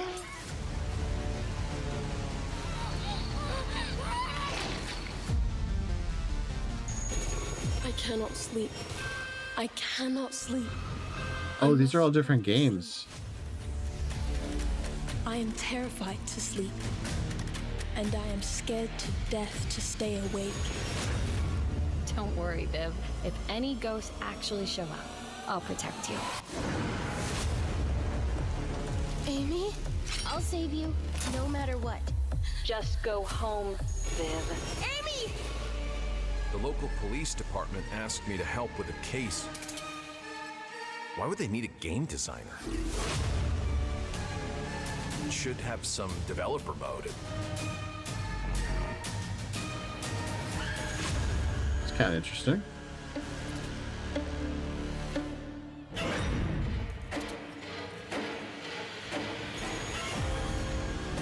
Dark times await us.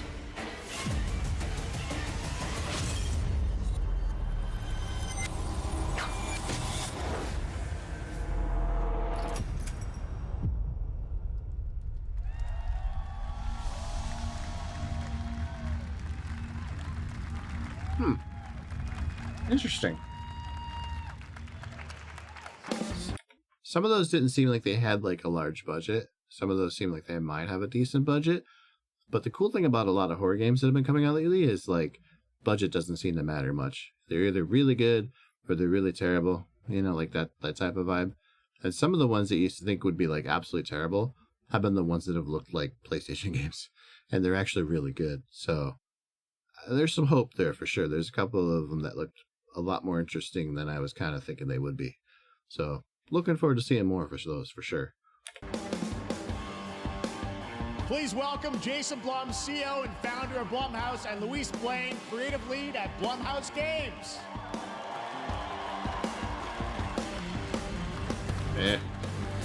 Full slate there. That's incredible. So Jason, tell us a bit about why did you want to get into games like this? What are we doing?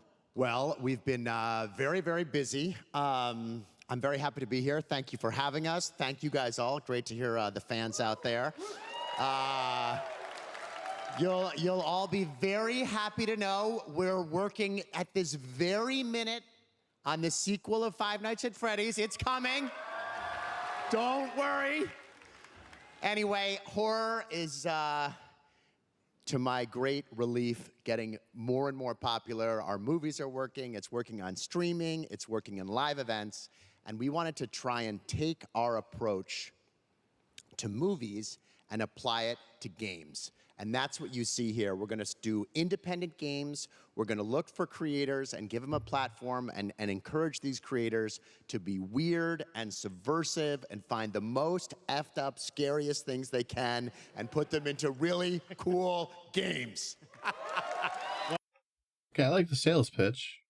I mean, we'll see how it works out in practice, but They look great. It's a really diverse, cool slate. Luis, tell us a bit about, we saw a bunch of games there. What can you tell us about kind of the overall lineup of games? Well, as you just saw from our slate, our horror games are a lot like Blumhouse movies. They come in many different flavors of fear, which means there's a horror game for everyone. So maybe you're a fan of nostalgic 90s experiences with a bit of a twist, intense first-person shooters, or maybe, Jeff, you just want some bonus murder in your otherwise very cozy farming sim. I think, we as horror fans, we know that there are so many different subgenres to explore, and our independent development partners, they feel the same, and they're just as excited, which means we've got psychological nightmares, we have supernatural scares, we have cosmic horror, and our team has worked really hard to work with global, creative, talented partners, and that means for us that we really want to, as we're working in indie projects, which means that we can take risks, we can be flexible, and really we can push the limits of what's possible in scary storytelling, and we're so excited. Yeah, no, it looks... she looked like she was going to say something else and then realized she shouldn't say that much. So, but maybe she just kind of lost track of her thought. I do that a lot. The one thing I was kind of looking at with the slate is I like the concept of what they're doing here as being like a horror studio, but letting the projects kind of be random stuff. I was hoping that was kind of going to be the case for the the Dark Pictures stuff, but a lot of them kind of ended up being the same. So I have very mixed feelings about the Dark the anthology type stuff. So the Dark Picture stuff. So I don't know. Kind of hoping that their next projects are going to kind of mix things up a little bit. Because I feel like since Until Dawn, that aspect of the big horror series type thing has kind of been a little same. So I don't know, but this could be cool. We'll see. Looks awesome, all the stuff you have there, and I know we'll get into when games are coming out, but some of these are coming soon, Jason, right? We got a good slate. Well, yeah, we're on PC and console, and we wanted to start with not just one, but we wanted to start with a few games. So you want to tell us about those? Yeah. So Fear the Spotlight is our first release coming later this year, and it really hits our mission statement. It's an amazing 90s horror experience. It's got great characters, a compelling narrative. It's also super creepy, and I think people will be big fans of it, even if you're not normally into horror. And quickly, actually, Fear the Spotlight is getting its first trailer as part of the Day of the Dev showcase. So stay tuned after the show. Directly after. Okay. Awesome. Well, I know this is just the start, so we'll probably be seeing you in future years with more from Blumhouse Games. But guys, what do you think of the slate? Pretty amazing, right? What these guys are pulling on. Jason, Luis, thanks so much for being here on Summer Game. Thank you, guys. All right. And now here's the world premiere of a brand new Power Rangers game with a retro feel.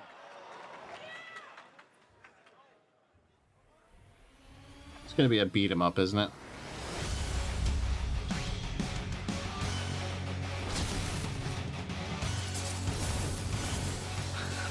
What is this art? Yeah, it's a beat 'em up.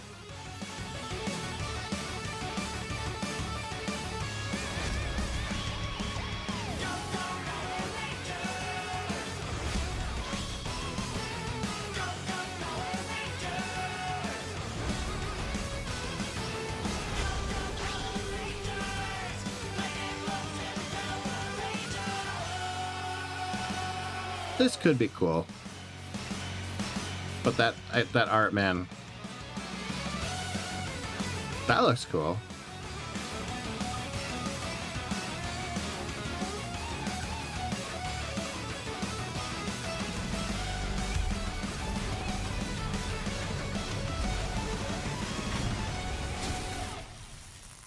Rita's Rewind.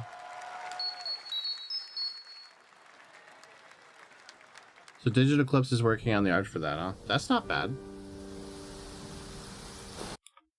I will say that some of the more recent pixel art beat 'em ups have kind of start looking the same. Like Shredder's Revenge, and then they had a reveal for like Toxic Crusaders, and there's another one I was trying to think of. There's like a G.I. Joe one or something that they've been doing, and now there's this one. And if it wasn't for like those like spinny segments, like the old Mode 7, you know, like scaling type stuff, I would have been a bit more disappointed. But those kind of at least were like, okay, at least they're trying something a little different here. But that like animation they were using for the cartoon style animation, that looked really low budget. So kind of, I almost think the trailer would have been better if they hadn't had those in there. But I mean, I don't know. I'm not really the audience for that kind of thing anymore, so who knows? I like Power Rangers, but not like I used to.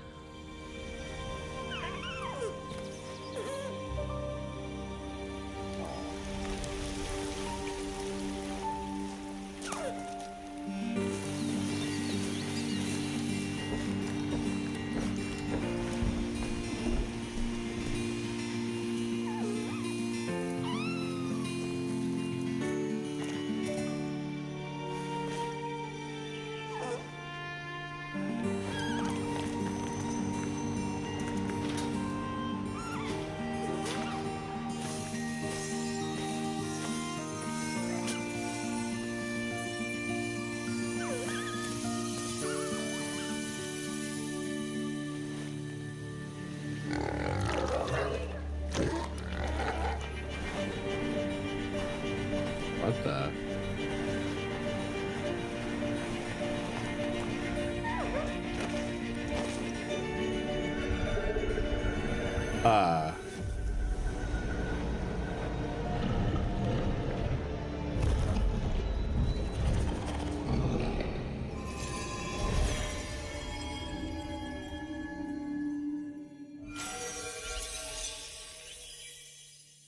Dear and Boy.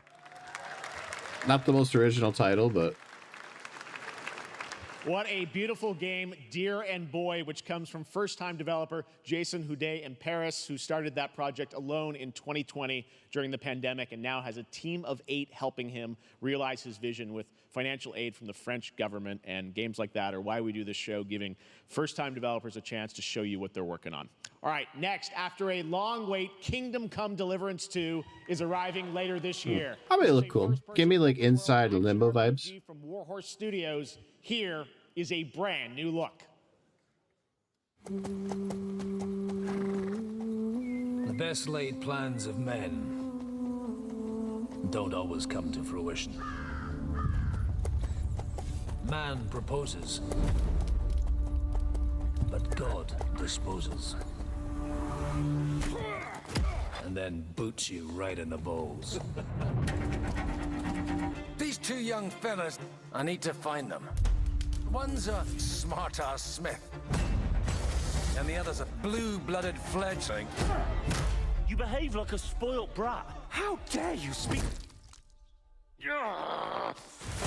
Gentlemen, praise be to our Lord Jesus Christ. Our Father, there are many sinners in this world. But in the end, we all face your judgment for what we should have done, but lacked the courage to do. The last time I ran away, I lost everything. I'm never gonna run from that fucker again. Kiss our asses! God, is this retribution for my sins? To the task!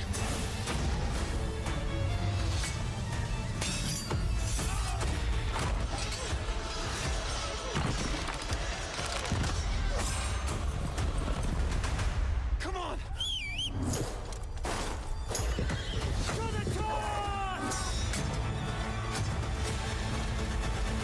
To the fucking task.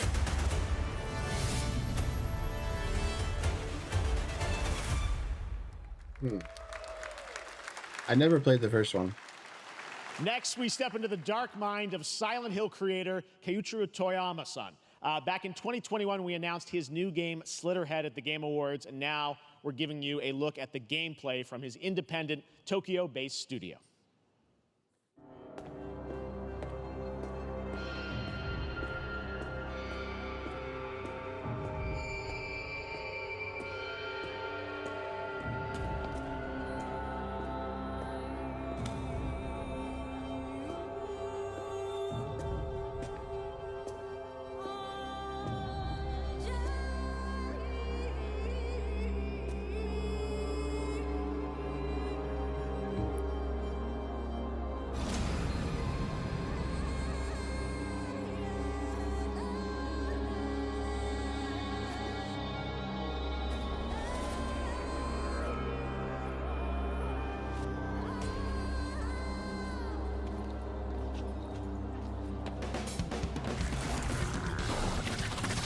Wow.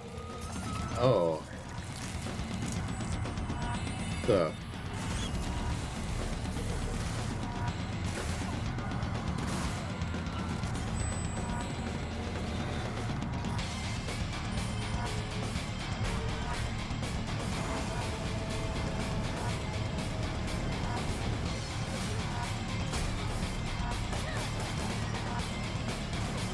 This looks cool.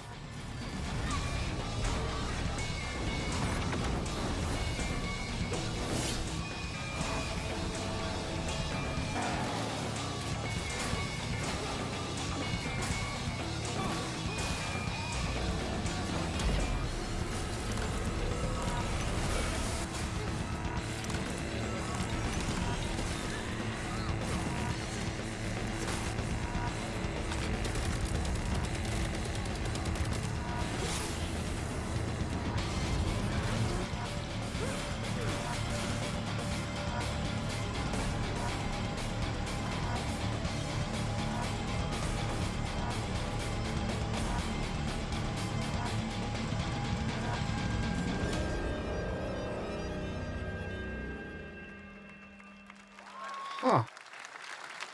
That looked very unique. Oh my god, this.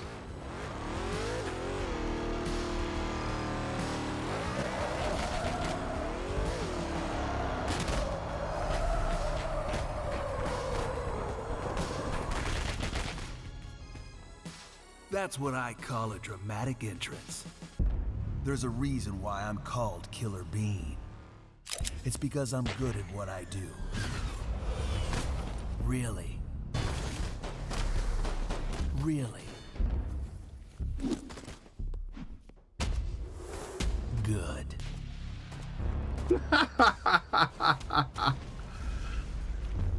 I used to be an assassin for the Shadow Agency.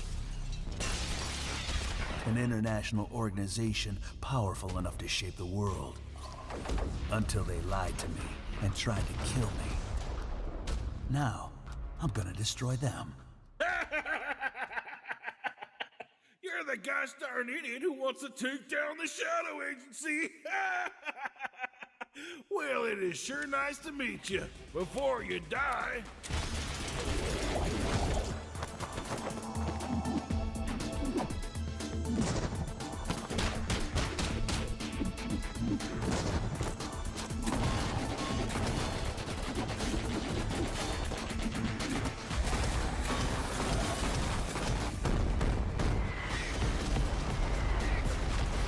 This looks like a Grand Theft Auto mod. They made me who I am, and I will make them pay for it.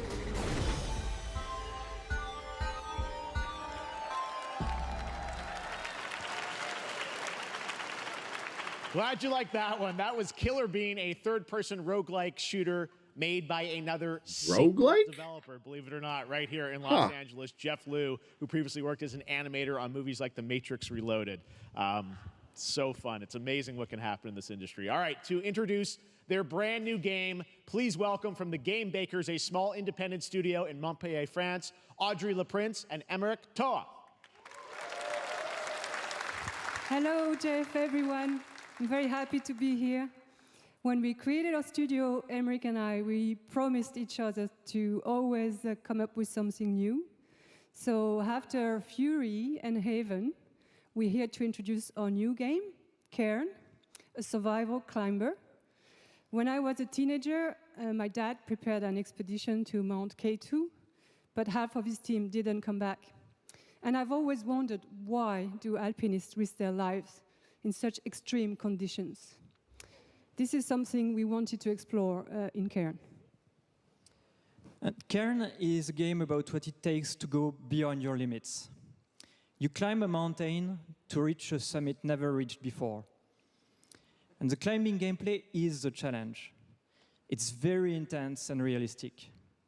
It's a face-off between you and the mountain. And what you're going to see in the trailer is not from cutscenes. It's the actual climbing gameplay. Good. I want to see gameplay in games.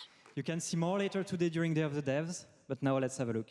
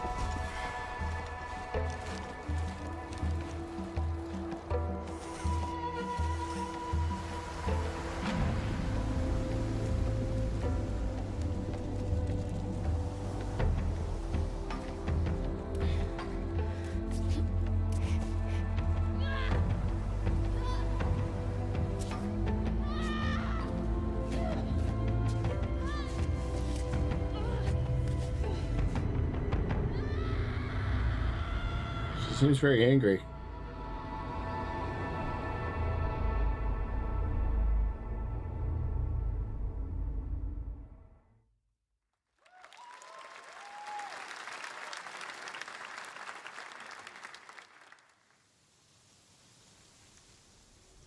I'm not meant to be here. I'm a fighter. I'm meant to be in the arena, in combat. But instead, I'm out here in the middle of the woods, running a tea shop. So, what does running a tea shop involve? Well, there's a lot of gardening, and I've had to get used to the pretty unique tea machine they've got here. None of these tasks are all that hard, they just take patience. And I'm not really the patient type, but I'm surviving. Of course, I have to actually serve the tea to our customers. And once that's done, I'll usually check in with Boro, the guy who owns the shop, to see if my help is needed anywhere. And when all the chores are done, sometimes I'll just sit on a bench and do absolutely nothing. It's not fighting, but it's peaceful. And what's weird is that I actually feel good. I'm happy. I can stop running now. I can stop. I can stop. I can stop running. This is good for me. I need to enjoy this. I feel good. I'm happy. I'm happy. I'm happy.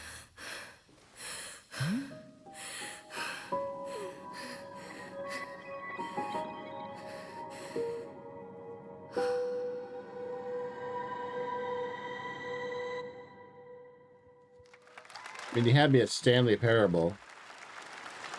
That was Wonderstop, the announcement of the next game from Davey Redden, the creator of the Stanley Parable. I sense there's a twist coming, as you would expect from him in Ivy Road. Cannot wait to play that. All right, now here's a look at the story trailer for Unknown 9 Awakening, a narrative action-adventure game that tells the story of Haruna, a young woman born with the ability to venture into the Fold, a dimension that overlaps our own. Turn your thoughts inward and focus on your shade. Do you feel it? I do. Your progress is impressive lately, Haruna. These are incredible. They called themselves the Sahin. 9 among them were chosen and shielded from death. The Unknown Nine. Does this have anything to do with why Vincent is here? Humanity has lived for eons at the mercy of the Nine. It's time we took control of our own destiny.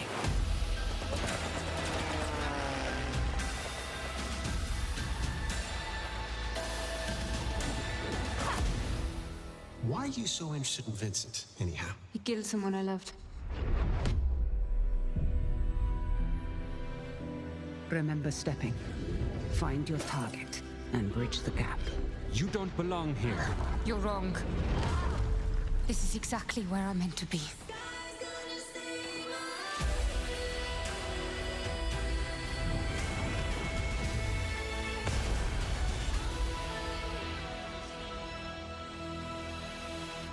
The Fold is a strange place. Vincent found something down there. Session.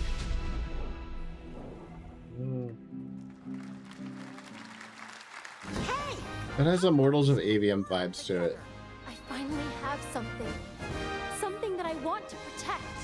Or like Banishers that came out a couple months ago.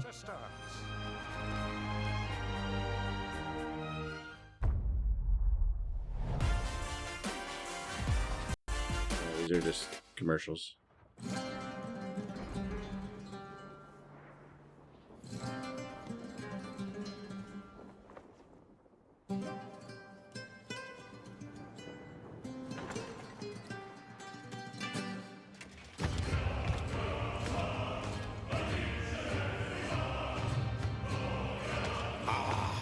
Delusion taken form walks into my great hall.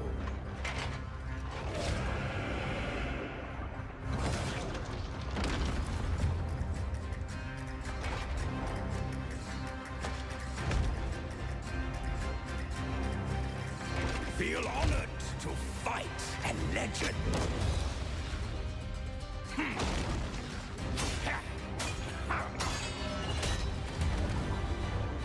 On guard! To your greatest final chapter.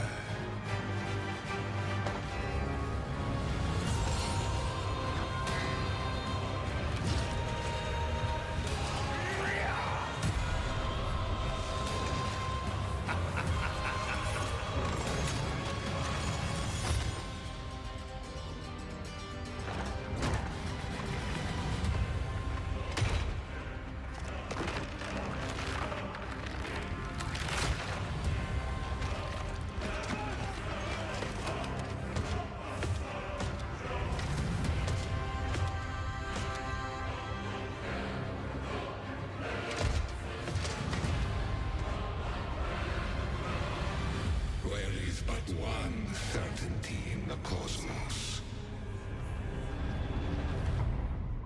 Change. Is this that Italian Souls game I've seen? All right, we're back here live for more Summer Game Fest. The first Descendant, powered by Unreal Engine 5, is a next-gen looter shooter with dynamic cooperative gameplay, including a grappling hook mechanic. It is finally set for release, and we're very happy here to debut the new trailer and the reveal of the release date.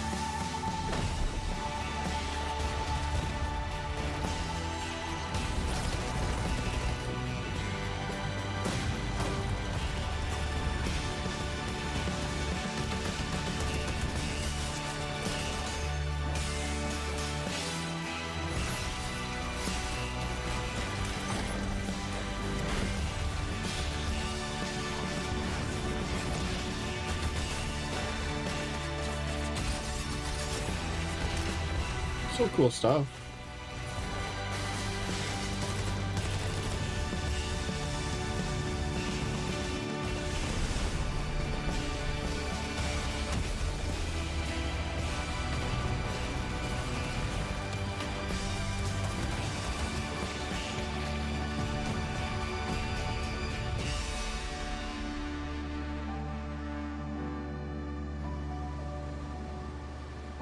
Doesn't tell me anything about the game, but it looks cool.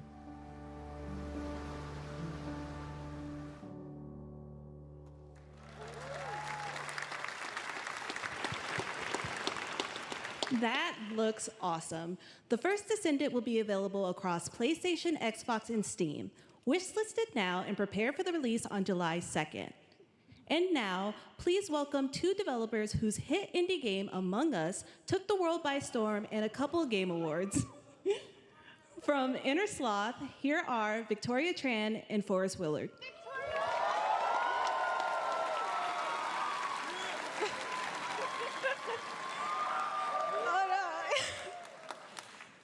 What's up, gamers?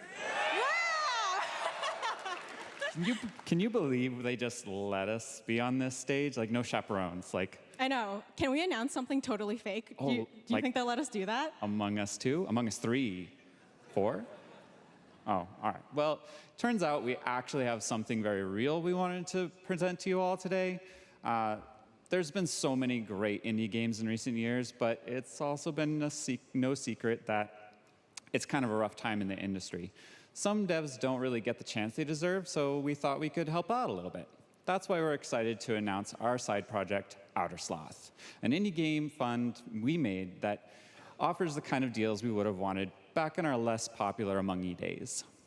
This is our way of saying thank you to our crewmates, players, peers, by helping some games and devs have the funding and freedom needed to ship their games. And then we all get to play them, which was the real plan. I really want games. Outer Sloth is our passion project and dream for a better, more sustainable industry. We are really excited and incredibly nervous to reveal it here and show you the current lineup of games we've managed to fund because of you.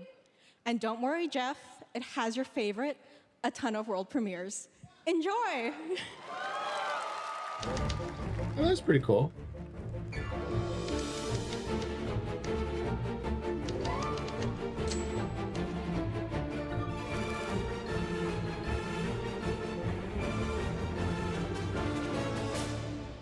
Hi, I'm Ian from Shapeshot, and you may already be playing our first game, Mars First Logistics. We're Trinket Studios, creators of Battle Chef Brigade, and this is our card battler RPG, Battle Suit Aces. We are Studio NE%, and we're making the Marsfield Archives, a game about building and exploring connections. Hi, we're Midnight Munches. We just released a demo for one-button bosses, our boss rush game with a single button to press and a ton of bosses to beat. Hey, I'm Husband, game director at Huscrofts, and this is Rogue Eclipse, our epic spaceflight action roguelike, where you'll have to customize and master your starfighter, take on merciless armadas, and vanquish a fleet of colossal super destroyers. And we do have one more game that's very early in development. Hi, I'm Eka, creative director of Outer Loop Games, makers of Thirsty Suitors and Falcon Age. In our new game, explore the world in an upgradable mech and cook up tasty dishes for local communities. Fight off corpos, discover new dosa recipes, and reunite with your strange loved ones for one last meal. Project Dosa is a game about life, death, love, and food for the soul.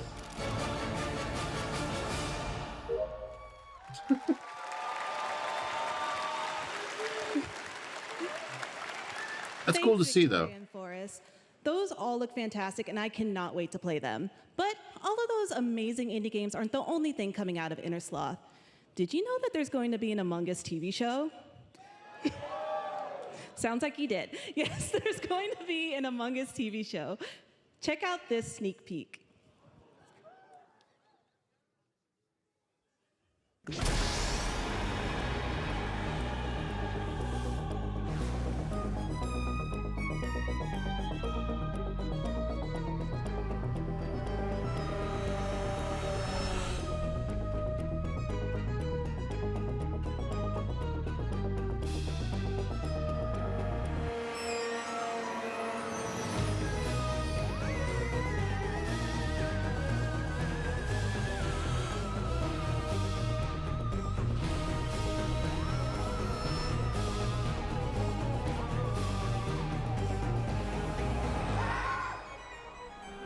We're not dead.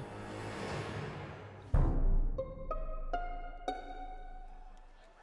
that's a lot of famous names. Oh, they're kind of cool. Up next, we have Sonic X Shadow Generations. Okay, that is the hypest I've seen the crowd get. A definitive greatest hit collection of 3D and 2D levels from Sonic and Shadow's history. Now it's time for a glimpse of Shadow's brand new powers and gameplay from a standalone campaign, as well as the official release date announcement.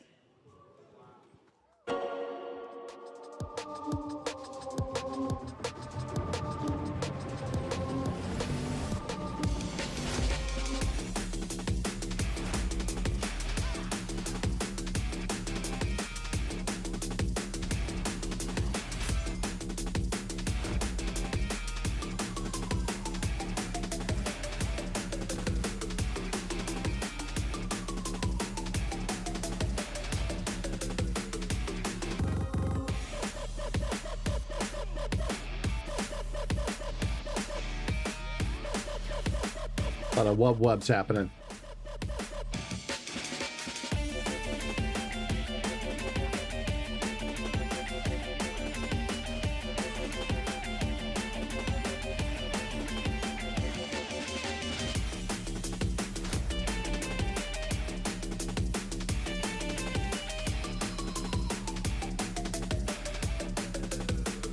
I'll overcome every obstacle with this power.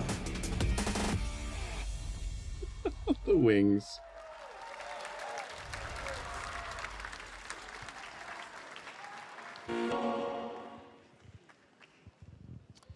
The Year of Shadow, right? A movie coming in December, too. Exciting stuff. All right.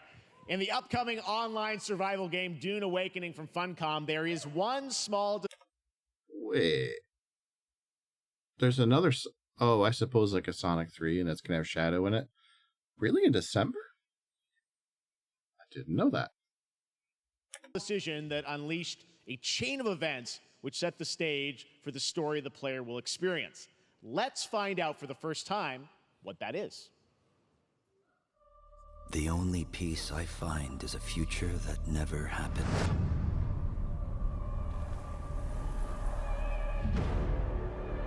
One where I, Paul Atreides, was never born. I created the future until it created me. But I see a narrow way, a path that might have been. What if my mother had obeyed her orders and given birth to a girl? Everything would change. Dr. Yue exposed before his betrayal. A world where my father lives. House Atreides surviving the Battle of Arrakeen. Sardaukar deployed to protect the spice melange.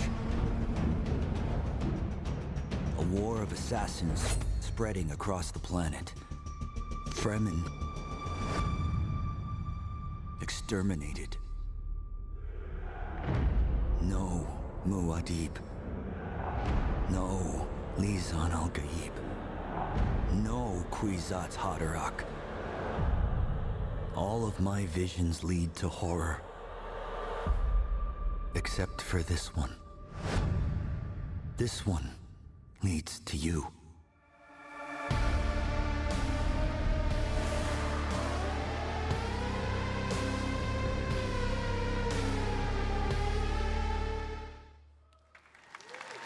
More Dune Awakening coming at Gamescom O&L in August. Now it is time to see the announcement of another new game from a brand new development studio.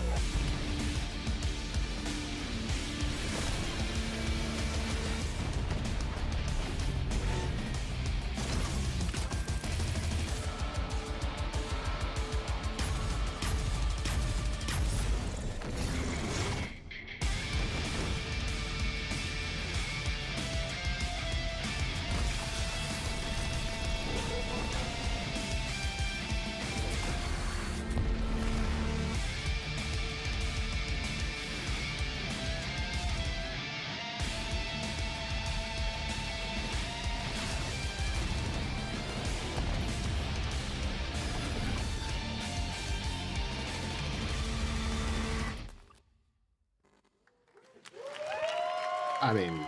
To tell us more about Battle Aces and show you the gameplay, here's David King. All right, that's what I want to see. Gameplay. Thanks, Jeff. So Battle Aces is the RTS game for everyone. It's for players that are brand new to RTS as well as RTS veterans. We really want to bring the core fun of RTS to everybody, kind of like how games such as World of Warcraft did for MMOs or Hearthstone did for card games. So Battle Aces is an action-packed army versus army game that has a high emphasis on the strategy. We want to bring this type of very specific RTS fun to players in two major ways.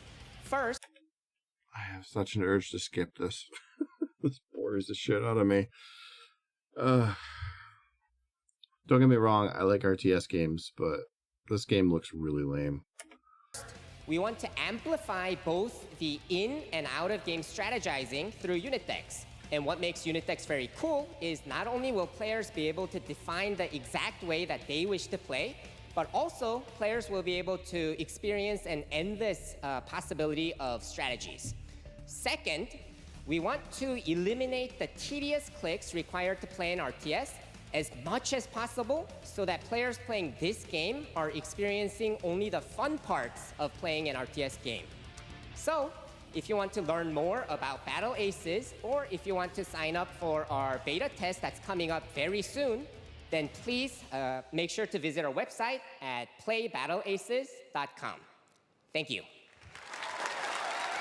Thank you, David. That was fantastic. All right. Our next premiere unveils the exciting new destination for a game that Shadow dropped at the Game Awards last year, the Finals, with its unparalleled destruction wrapped in the world's most deadly game show. Now, after dozens of updates and 2 seasons, we're unveiling where contestants will be going in the all-new season starting next week on June 13th. Sharpen your katanas and welcome to Season 3 of the Finals. If they hit that reset button, it can take us anywhere.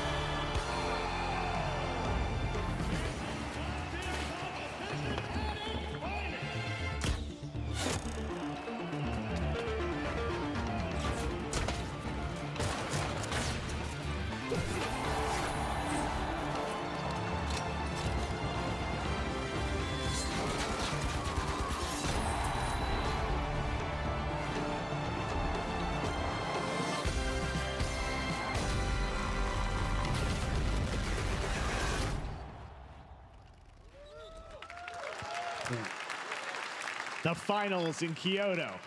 All right. Please. I didn't realize this game was doing that well to get a 3rd season. And a dazzling Game Awards performer, if I do say so myself, Sam Lake from Remedy. Ooh.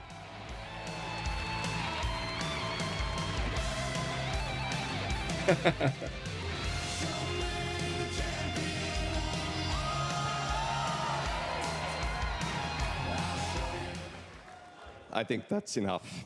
Thank you. Hi.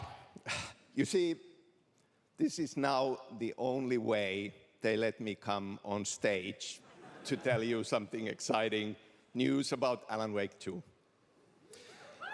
Many of you have been posting your Remedy game collection pictures on your shelves with Alan Wake 2 so far digital only, sadly missing. Well, we are excited to announce physical deluxe editions and physical collector's editions for Alan Wake 2 coming this fall. You can lock in your copy starting tomorrow. Next, we promised you some expansion content for Alan Wake 2, right? I'm thrilled to introduce you all to Night Springs.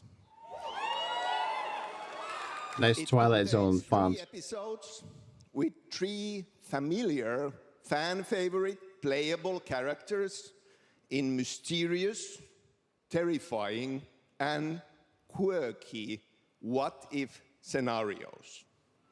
It was a chance That explains for the Twilight Zone us to font. really go out there, as if we already didn't. Night Springs will be playable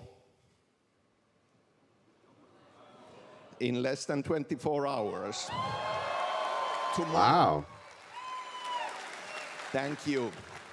Now, with this world premiere, I invite you to step into Night Springs. He's such a cool guy. Night Springs, a special place, a shifting space, existing in a countless number of parallel realities. Different every time we set upon the road that leads us there, and yet always familiar to us. In Night Springs.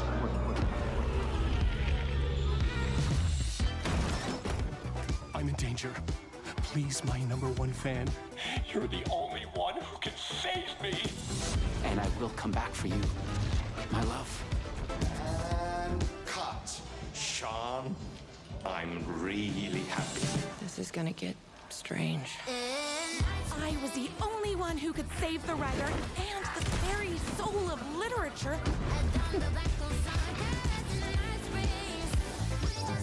Something was different. Try the coffee. I have a shotgun. Well, I gotta... Wait, that's a real shotgun? Who can ever truly know how deep the rabbit hole goes in Night Springs? I still need to play Alan Wake 2. Through the endless tides of time, they've come to these mythical shores, seeking mastery. We'll see if I can find time this this Halloween.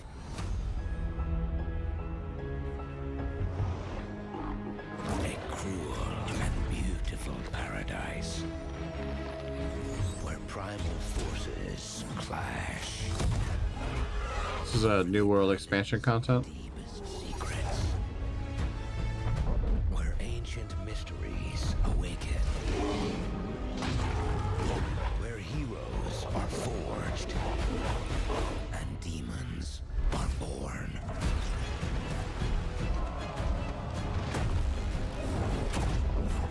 Oh, you're finally gonna fight her, huh? Is Eternum.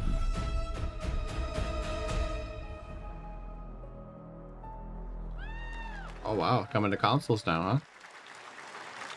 That's right, New World Eternum will launch on PS5, Xbox Series X and S, and PC on October 15th. And now you can play the game start to finish as a solo player or play co-op and use crossplay as well. If you're watching SGF on TikTok Live right now, you can comment HSR in the chat to claim a special in-game bundle for Star Rail. Hoyoverse's latest space fantasy RPG just concluded its version 2.3 special program a few hours ago. But there's more. A sneak peek at the upcoming expedition featuring a beloved character who is clearly ready for the forthcoming journey with her brand new look. Why do people choose to sleep? It's because they're afraid to wake up from the dream. You see, everything is possible in this land of dreams.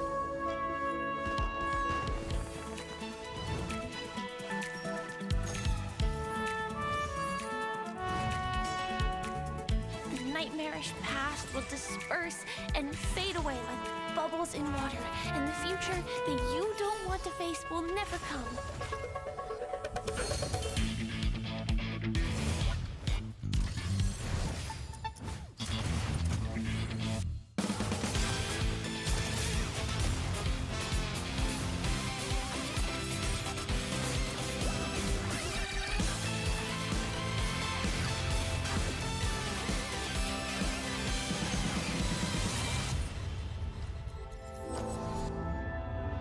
Why do people choose to slumber?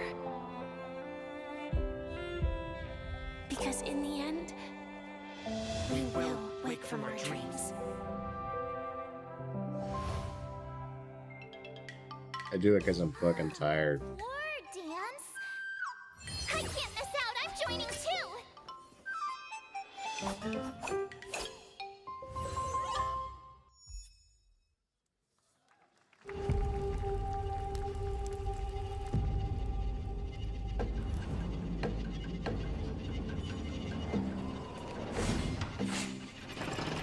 Dark and darker.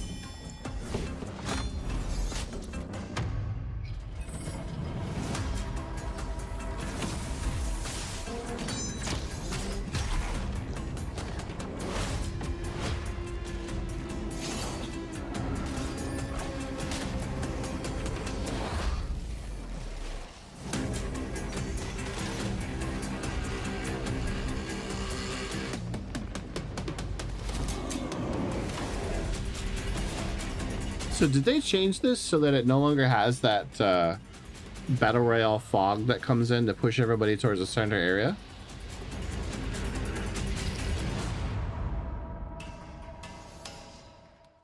Because I liked it. I like the concept of like diving into a dungeon. The PvP I didn't mind. Dungeon PvP VE adventure, Dark and Darker. But I felt like pushed into fighting people and trying to get out just because of the fog. Lots of fans are would have been kind of cool if it wasn't there to pressure you to move around. Thank you for that. And ahead of the show, 4 lucky fans were upgraded to our VIP section thanks to the Discover Orange Ticket upgrade. With Discover, you don't have to be a VIP to be treated like one. All right, now here's the announcement of the release date for Capcom's upcoming Kunitsugami Path of the Goddess.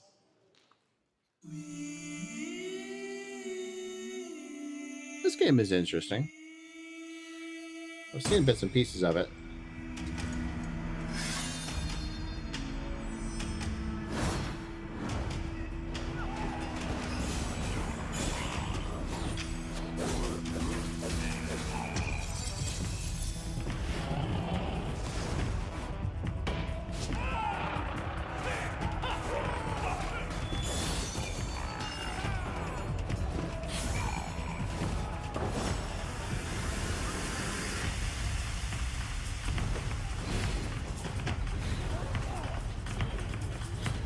I can't tell what kind of game this is.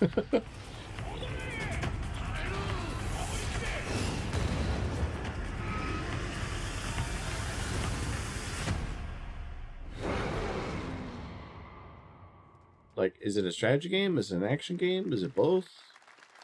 It's hard to tell.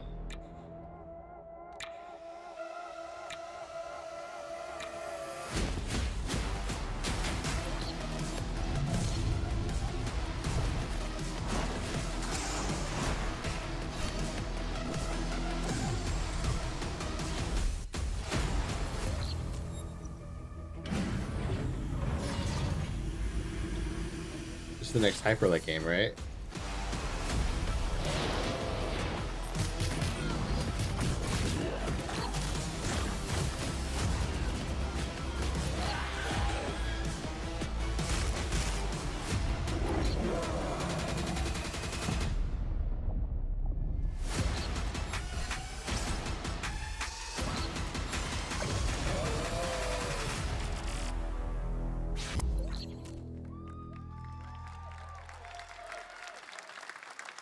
Well, you's a cutie little corgi, don't you know? Well, you's a naughty little corgi, don't you know? Another gang beast. Well, you's a happy little corgi, don't you? Well, you.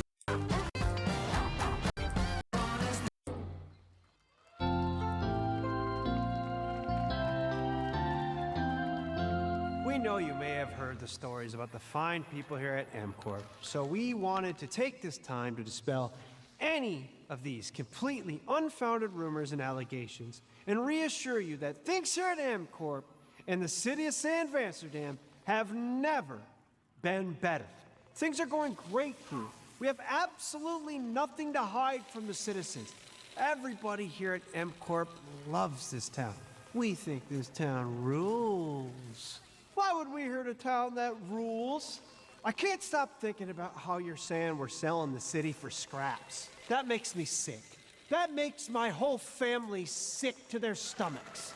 My wife hasn't been on the toilet for weeks because of what you're saying about what MCorp's doing to this town, all those lies. Everyone at MCorp is really good. Stop crying, all right? This is business. Look around, pal. This is how businesses are run. Now, you should have known that when you were hired on, okay? Jack, tissues. Come on, pal. Ah! Come on, faster. Let's get those movements going. That's not about this. That's a father and son. That's actually a home issue. We love it here at MCorp, and we are not going anywhere. We'll be here a long time. Fine. Nobody panic. The leader in creative accounting.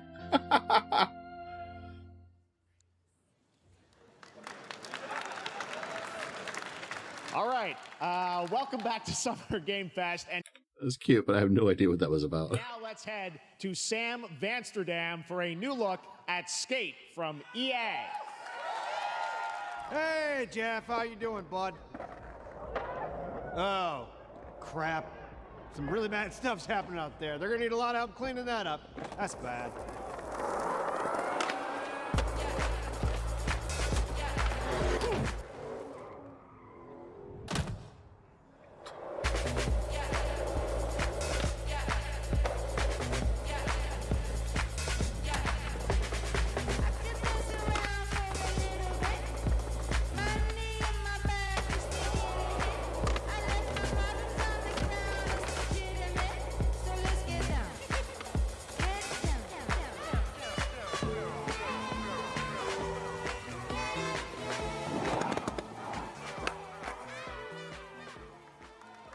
Oh, wow. I like the, we're still working on it. We'll finally be able to play Skate on console in the near future.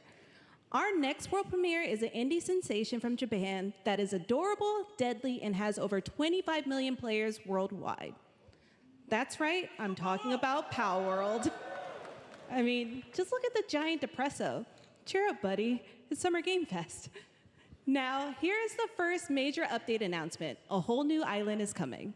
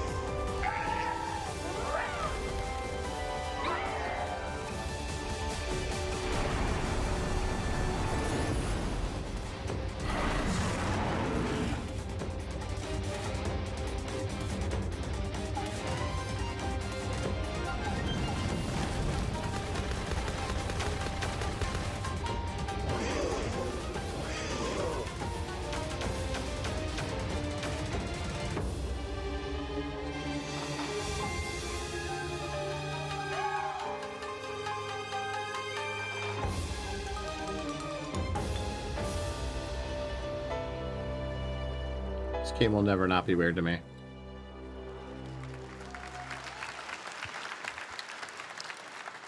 That was high on the Steam charts. Congrats to Power World on the new update. Next up, we've got a big announcement from Valorant. Here's Andy Ho. High on the Steam charts? Like, that's an understatement. This game, like, shattered the Steam chart records. and Anar Gilfison from the Valorant dev team. Guys. Thanks, Jeff. Hey, everyone.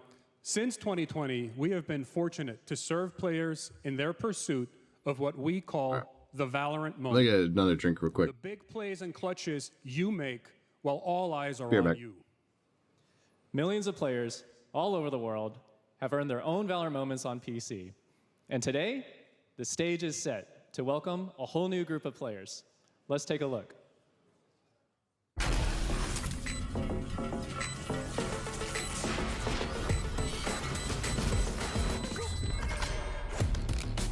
Target down.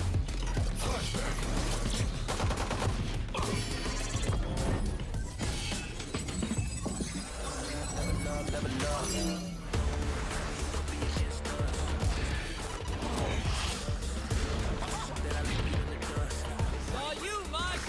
Dizzy's up!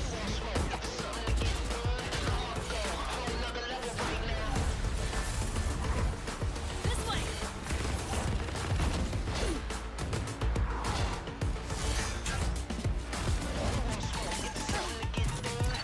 Cage trigger. You know we in it to win it. That's how we stay committed and pushing it to the limit. We want it all. We came ahead of the minutes by taking it to the finish. Time for the fireworks!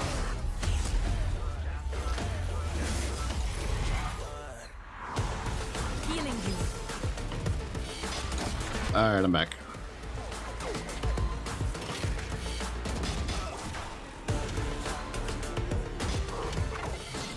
What's this?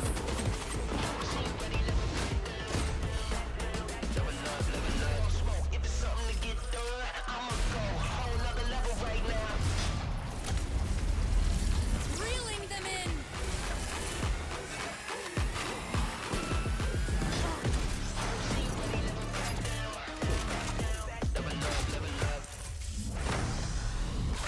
No one can hold that breath forever.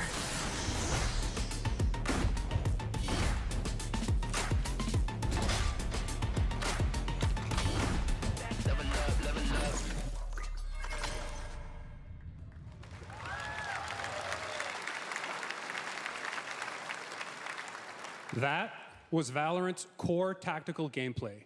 Everything you just saw was captured on console and with a controller. Valorant is coming to PlayStation 5 and Xbox Series X and S this year. Our limited beta starts June 14th, and you can sign up right now at beta.playvalorant.com. We are so excited for your input to make sure that Valorant plays great on console. And we hope to see you soon in the limited beta. But before we go, here's the head of Valorant Studio, Anna Donlin. Thanks, guys. Hey, everyone. One of my favorite things about Valorant has been seeing the community build the game and the sport right along with us. For the last 4 years, we have been on the most amazing journey, bringing Valorant to players all around the world, most recently to China, where I'm currently at Valorant Masters, one of our largest global tournaments and community celebrations. Seeing the community evolve as new players bring their passion and expression to Valorant has been the biggest joy of the ride so far. And now we are ready and so excited to welcome a whole new group of players onto new platforms. We hope you'll join us, and we can't wait to see where you take us next.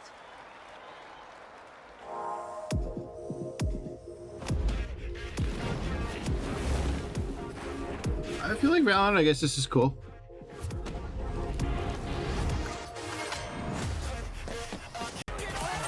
We don't need the hype trailer. Yep.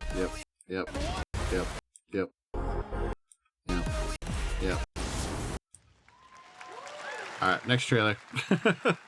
Exciting to have Riot on console with Valorant. Thanks to the team at Riot for sharing that. I'm not a fan of the Valorant gameplay, but the overall like art design and stuff that Riot does with their games, I like that kind of stuff. It's pretty cool.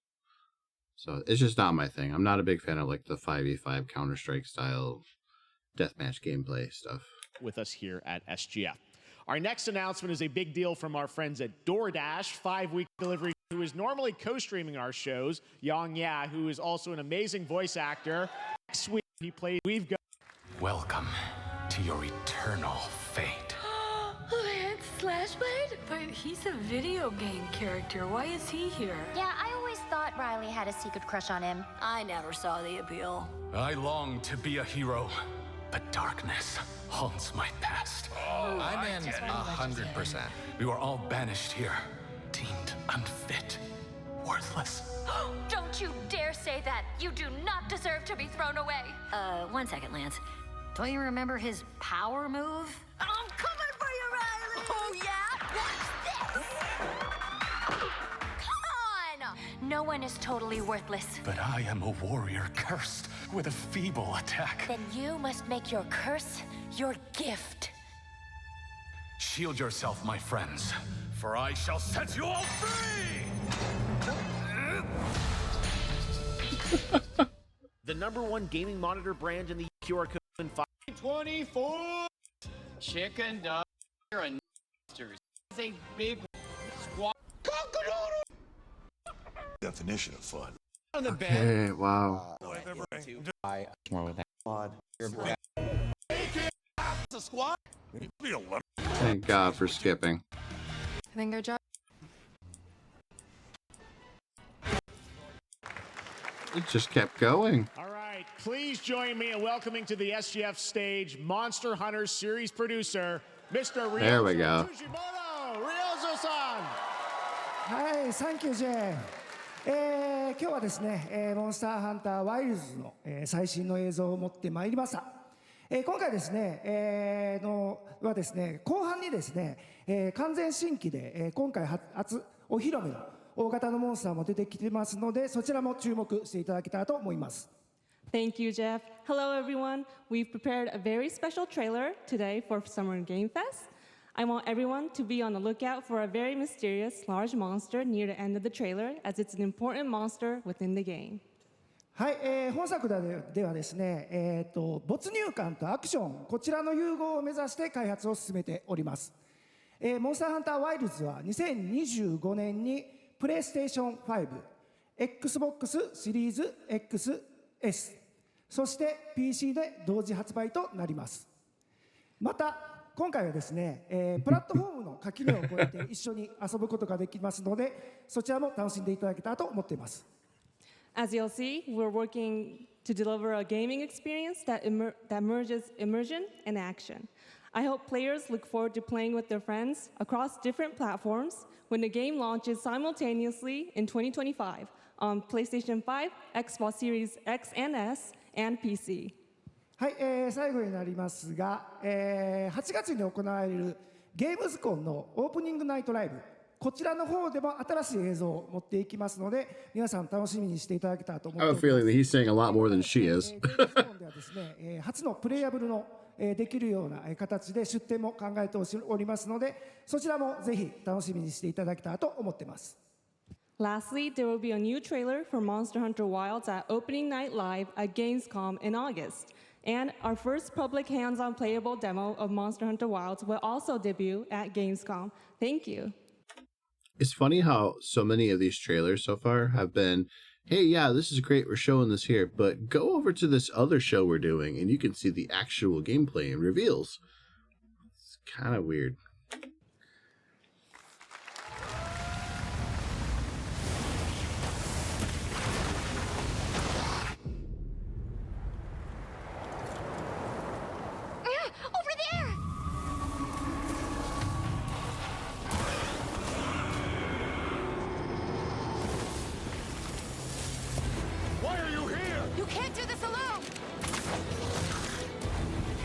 To shake them off!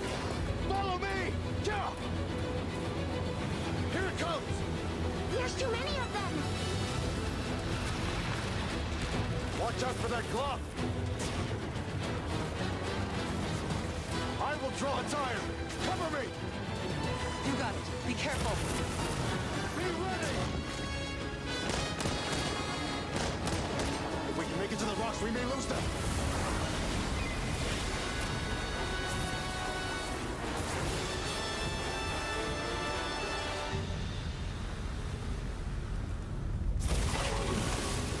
As I feared, it picked up our scent. I'll handle it. You find someplace safe. Thank you.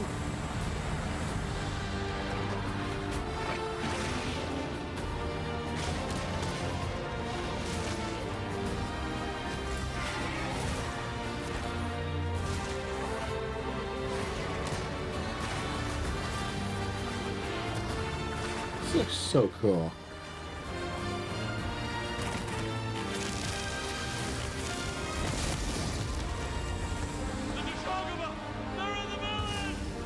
Don't worry, the hunter is here.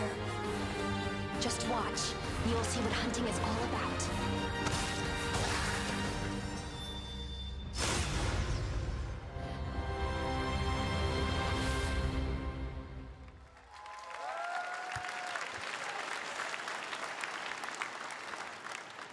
Thank you, Ryosa-san. We will see you at Gamescom in August.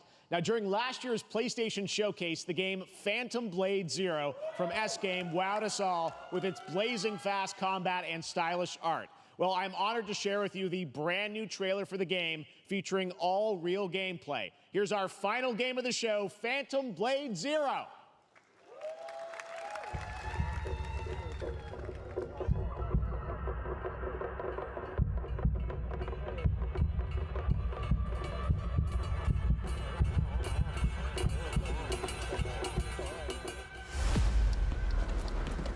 How many days do I have left? 42 or 41? The Faceless is here!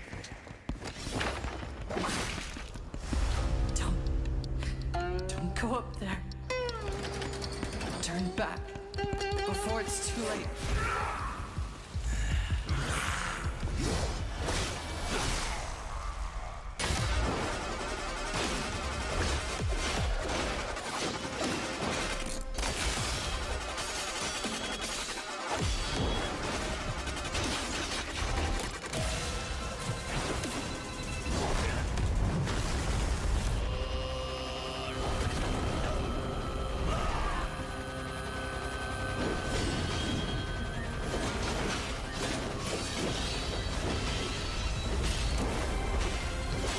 Interesting.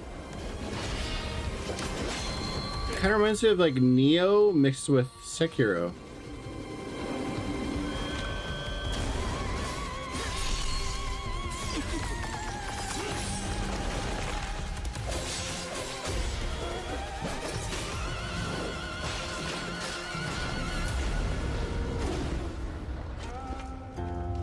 It's pretty sick.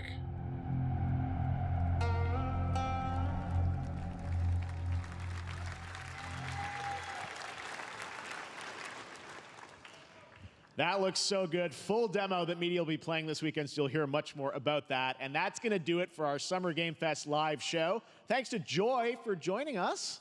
Thank you, Jeff. That was it? I had such an amazing time. Oh, Day of the Devs after that, and then the Devolver Direct. Thanks, Joy. And we have so much more, so stay tuned because Day of the Devs is coming up live right now on the stream, featuring an hour of indie game reveals, including the next game from Cappy, and that's followed by Devolver Direct. Now, keep checking SummerGameFest.com for other event streams this weekend, and we'll see you again live this August 20th in Germany for Gamescom Opening Night Live. Thanks for watching, everyone. Remember, Day of the Devs starts right now.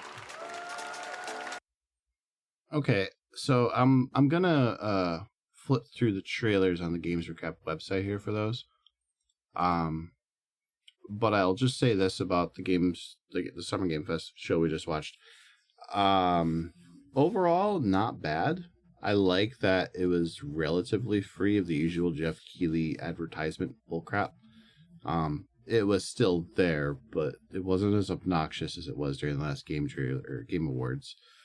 So hopefully he's taken a lesson from that and kind of learned to integrate it a little better into the show. There was still a little bit of cringe, and I had to skip some of it just because it was like, are you kidding me? But like, cost of doing business, I guess. But overall, the trailers are good, and I liked the overall positive tone he was trying to strike with the event. You know, I get it. Like, he's at the end of the day, he's a businessman. He's got to run business. So at least there was something there. But yeah, weird to see so many of his trailers during the show were like, yeah, see more at Gamescom, you know, or whatever other event. A little weird, but it's okay. I don't know. I mean, I still feel like there's a place for something like an E3.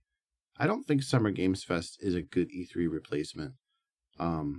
Like, I know the cons of E3. It's expensive to run, and it's the whole pain in the ass part of having an E3, but there's something to be said about having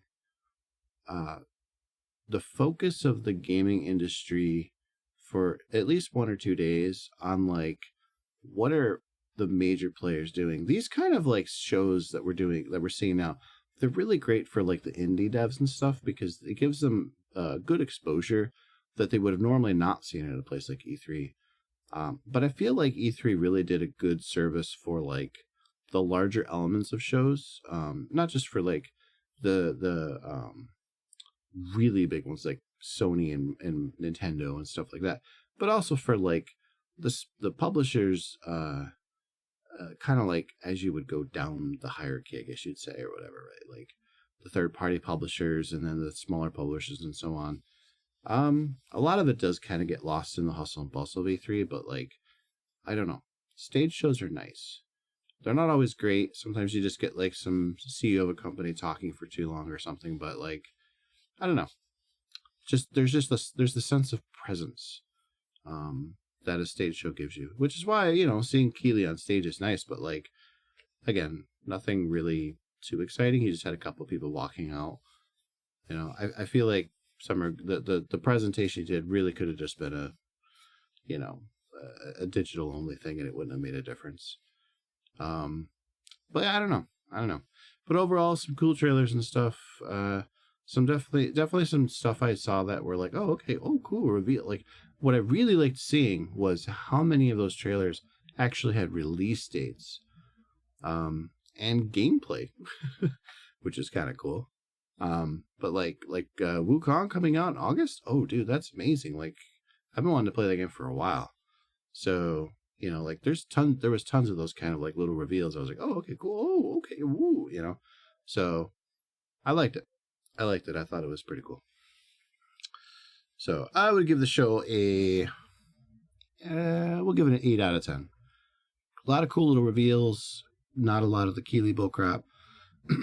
Nothing I would say was like something that blew me away. But definitely didn't feel like I was seeing like, you know, we're scraping the barrel of stuff to show you. So, all right. So we got Summer Game Fest. Okay, so we have Battlevision Network. Karen was the climbing one. Pedal Runner. Let's see, what was this one? This was Karma the Dark World. Cozy Grove. No, Sandbox, yeah.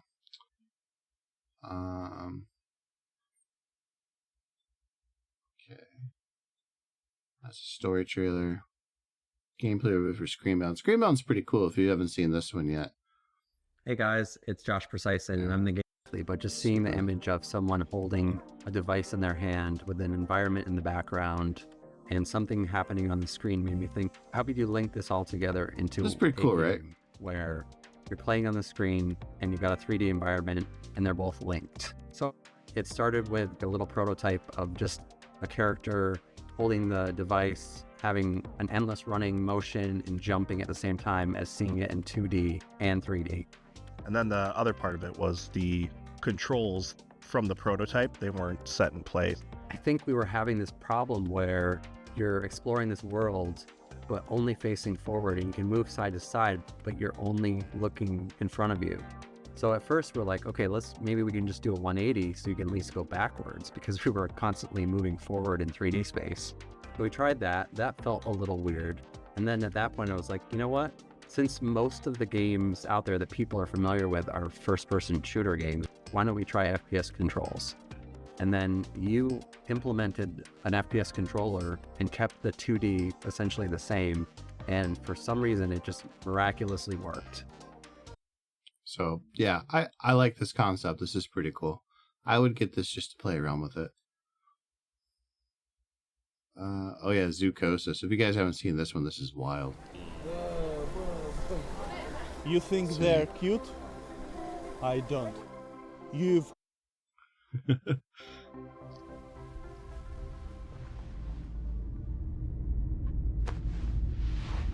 Oh, are you finally awake? Good. Get up. It's time to get to work.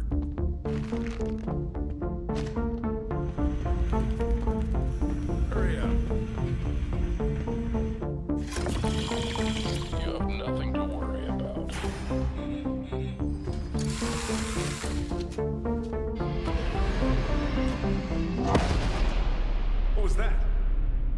there's something in the works that you're not ready to know about yet.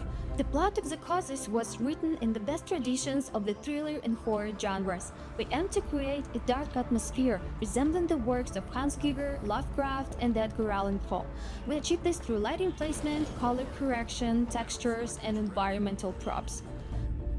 This is our mobile veterinary station. Here you'll be mixing medications for our animals. Are they sick? Well, they can be. We need to closely monitor the health of the animals. We have some quite rare specimens. The mutation, the parasite, and the infection that's happening to these animals is kind of like reprogramming their biology.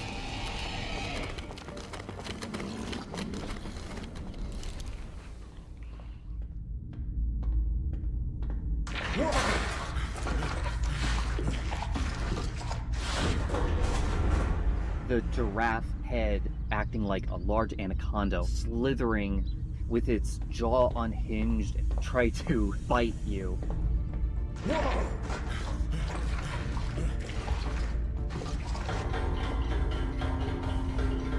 The concept of the giraffe set the basis of each animal having their own unique design in their mutation.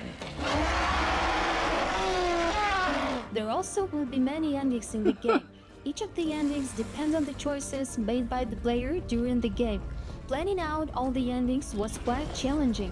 We dedicated a substantial amount of time structuring the paths and dialogues into a unified framework to ensure seamless functionality.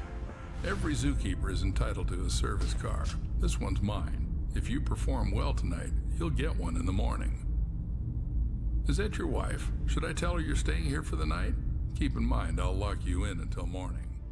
No problem. Your main goal will be to save the animals, including infected ones that have turned into mutants. Save them and save yourself. We really hope that you will enjoy the Psychosis releasing this summer. Wishlist it on Steam and follow us on social media. Thank you so much for the support. See ya. Why are you so jumpy? Yeah, that's not the actual trailer, though. I thought they'd show you a trailer. I suppose gameplay overview. Let's see, was that a trailer? No, those are all just overviews. That's kind of annoying. Alright, let's see. It's an update on the Unholy Alliance for Cult of the Lamb. Gameplay trailer for that one. That's just the... Well, this one... So they really didn't have a lot of interesting ones, did they?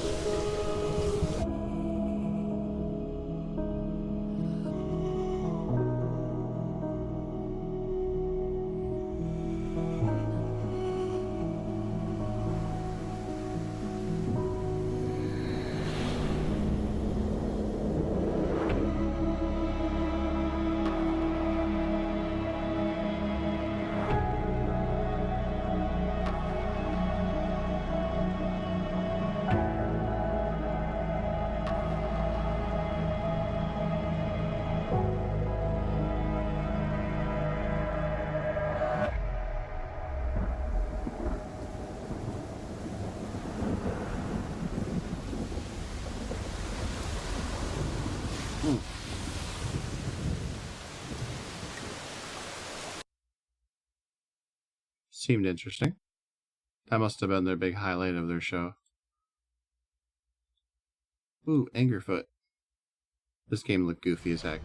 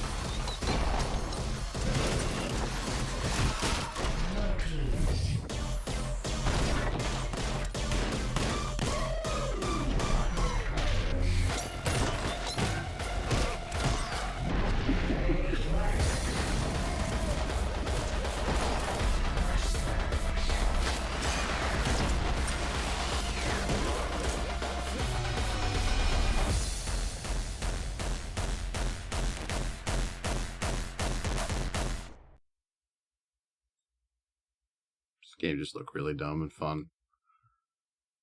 Dallas Principles 2, yeah, I've seen that one. Ah, it's loud.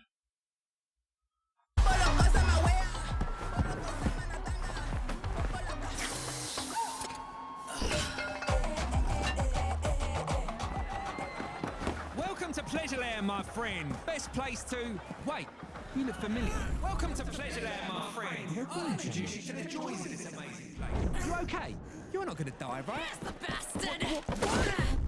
You'll learn what it costs to steal from Oben. I hope it's the right one. They have the same clothes. Wait, that's not the thief. But it was your friend who did it, right? I made the mistake.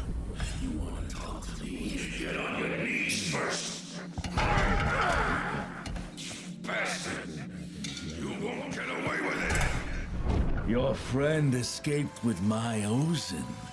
And now, you'll pay for it.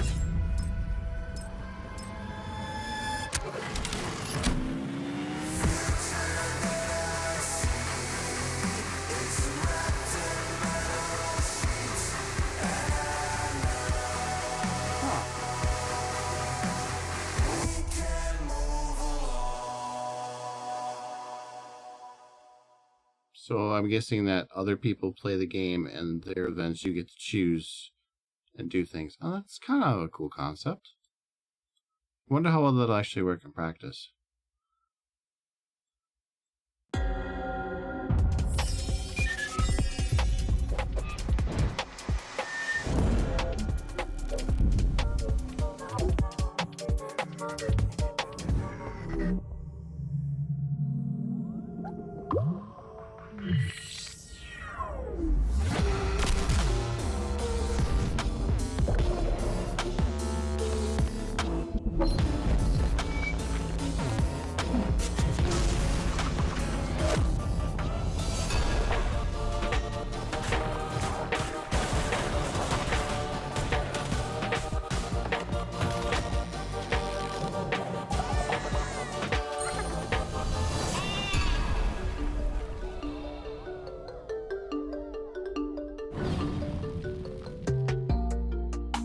Cool, this is still getting updates.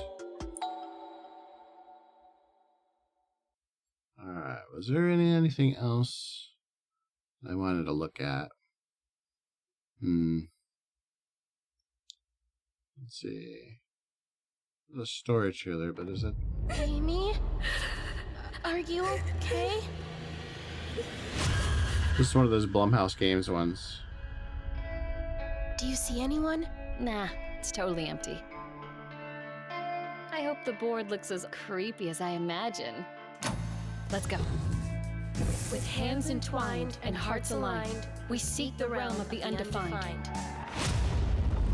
What was that? Don't worry, Viv.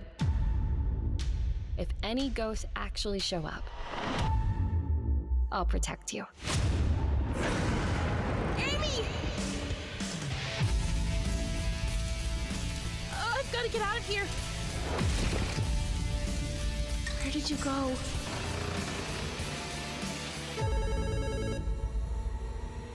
Hello? Amy! Just go home, Viv. I'll save you, no matter what. Don't worry, Viv. Everything is going to be spectacular. I'm happy here. So happy. Okay. Cool little story.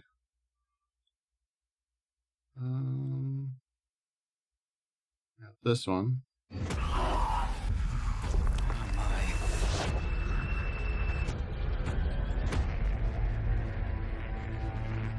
Hi， 各位好，我是卡玛的 Dark World 的创意总监王永鹤。我们团队月壤工作室来自于中国上海，团队的目标是带给全球玩家有趣且有深度的叙事驱动类游戏。很荣幸借此机会向各位玩家展示由我们才华横溢的月壤团队所制作的第一款游戏《卡玛 The Dark World》。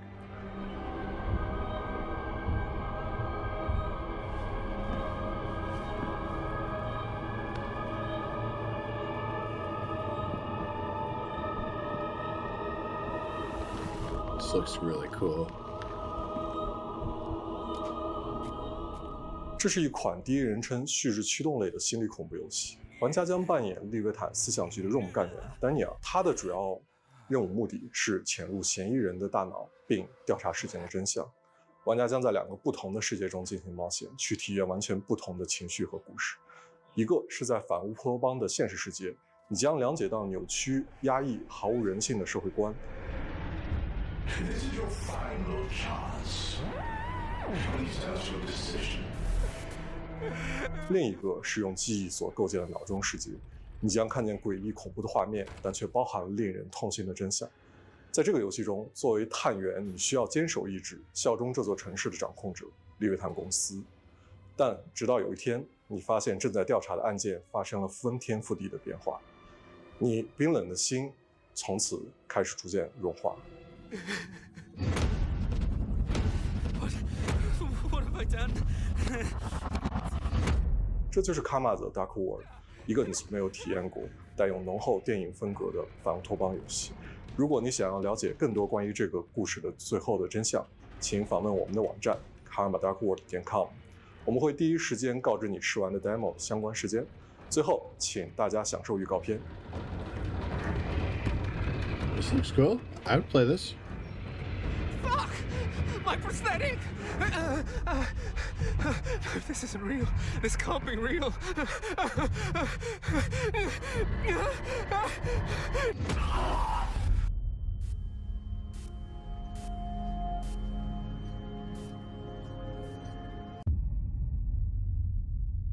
I will let go.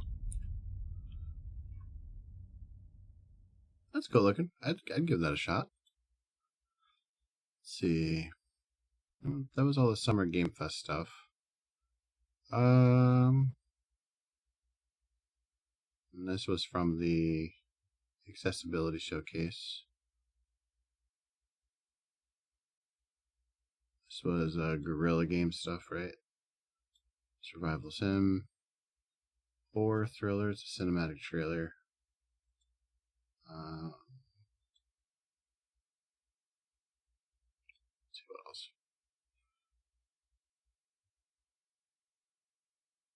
Okay, Trailblazers. Adventure Roguelite, yeah. Card Battler. Hell of an Office.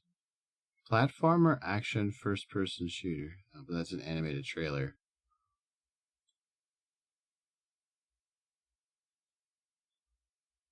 Action Metroidvania Exploration. It's a Metroidvania, though.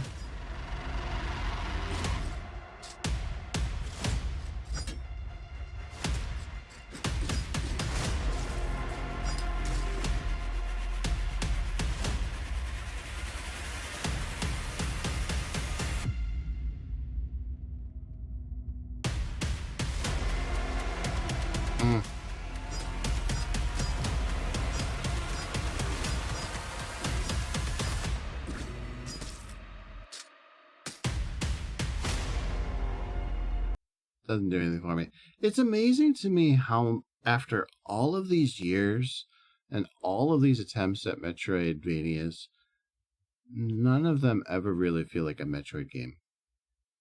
Like, even the name Metroidvania is a portmanteau of Metroid and Castlevania, and even that is Castlevania Symphony of the Night. And most Metroidvanias feel more like a Symphony of the Night game than they do like a Metroid game. And even on Metroid, like Metroid Dread was really fun, but like, you know, well, and Samus Returns, like the remake of that, both of those felt more like faster paced, action oriented than even like Super Metroid really did. It feels like the series has been kind of like speeding up a little bit in terms of gameplay. I kind of liked Super Metroid because the pacing was very like atmospheric. And even though your character could run with like the speed boots, like your character was actually fairly agile once you got a lot of upgrades. You never really felt like you were like super ninja speeding around, zipping, you know, it just didn't have that vibe. I don't know. Super Metroid just was like a really perfect package for a game. But it just amazes me how like There really aren't a lot of Metroidvanias that are more Metroid than anything else. It's kind of weird. Let's see here. We got Munch, another roguelite, an action platformer. Let's see here. Hey, Trinidad Nerd. Trinidad. Am I saying that right? Trinidadian Nerd? I think I got that. Thank you for the follow. I really appreciate that. And I actually met my follower goal. Holy crap! Thank you very, very much. I really appreciate that. Can't believe it. I dedicate this one to my family. I'm kidding, but I really appreciate the follow. Thank you very much. Let's see here. Let's try this trailer.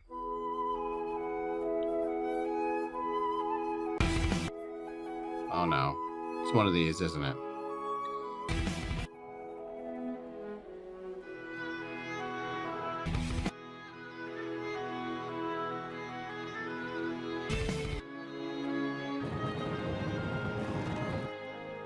What is going on with this trailer?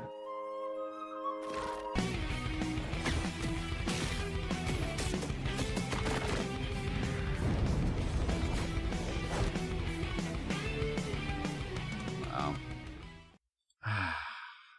What a tease. Pinball Spire. A Metroidvania. Okay. A pinball Metroidvania? Oh, that's interesting.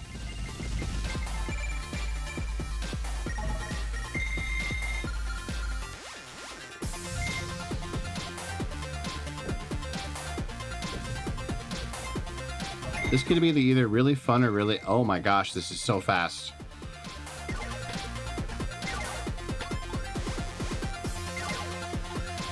I don't know. I feel like I would get a lot of motion sickness from this game. Like, I don't even get motion sickness in this game. It's kind of bothering me. That's maybe too much bouncing around. Yeah, it looked more like a spear than a staff. Not really sure what the deal was. A beat-em-up role-playing action game.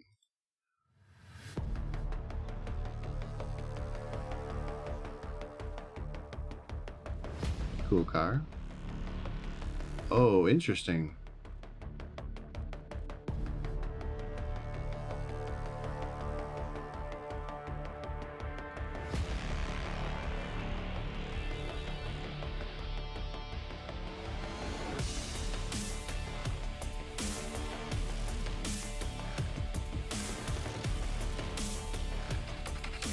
Kind of a cool concept.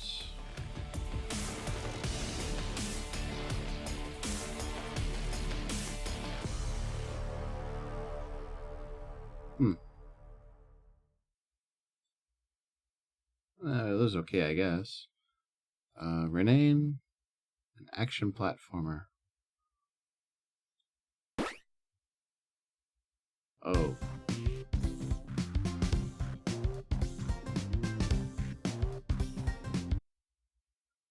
That kind of hurts my eyes. Interesting. It looks cool in a still picture, but when you see it moving, it's like...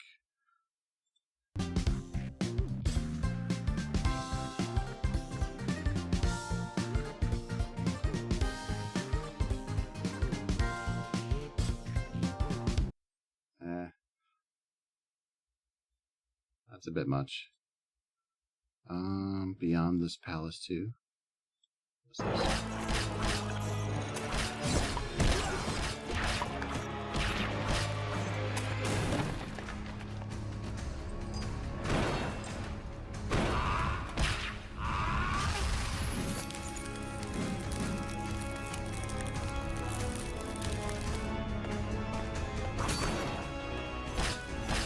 Now this has some old school vibes.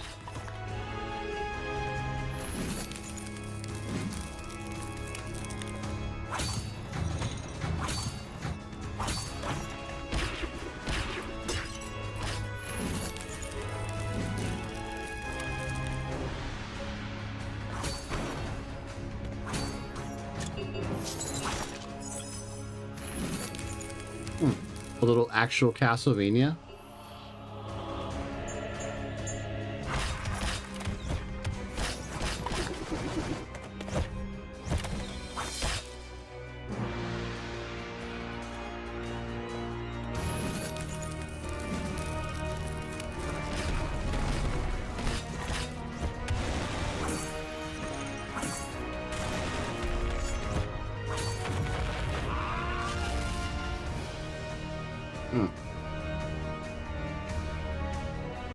I never played the first one, so I don't know. But that definitely looked inspired by Symphony of the Night, which is okay.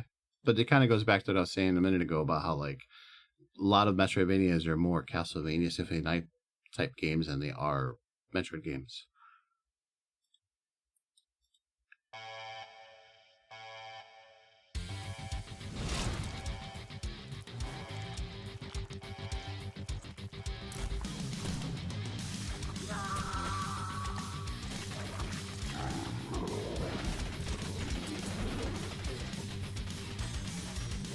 Oh yeah, Contra.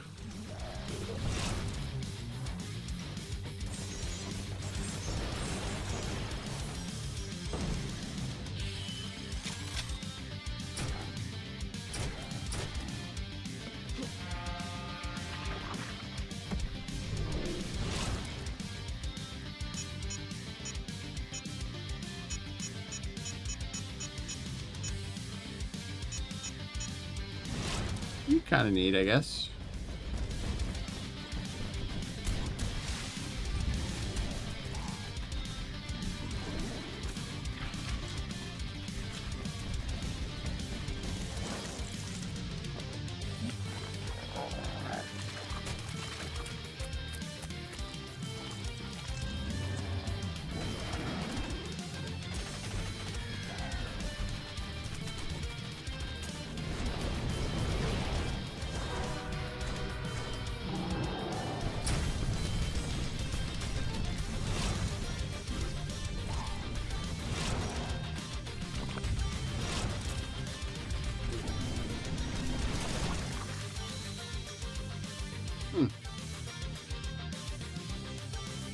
That's kind of cool. I like the Contra vibes. Let's see. Develated? Role-playing first-person shooter. The beginning.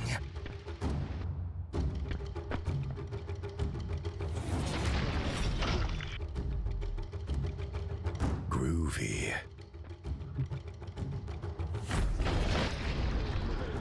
Ready for a bit of the old ultra-violence? What are you buying, stranger? Oh my god, really? With me forever and ever. Time to roast some pigs, baby.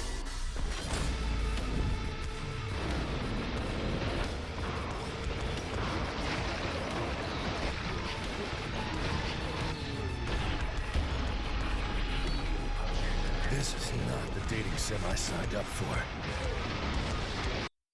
Okay, that's just visual vomit at that point.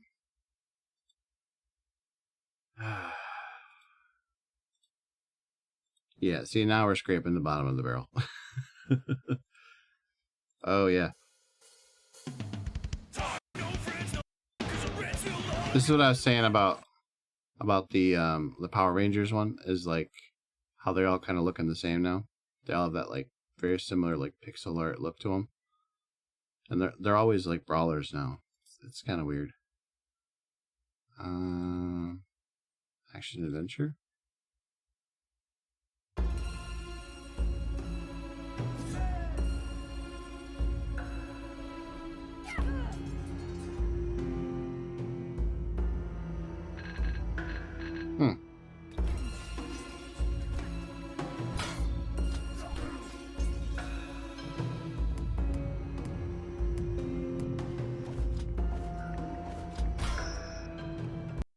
So it's like a ninja game. Narrative role-playing strategy. Action roguelite. Another roguelite.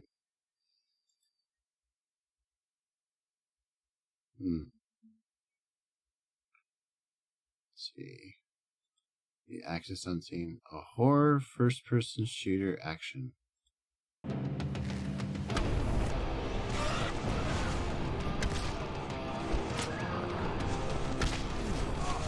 I'm not seeing the horror. Definitely seeing the action.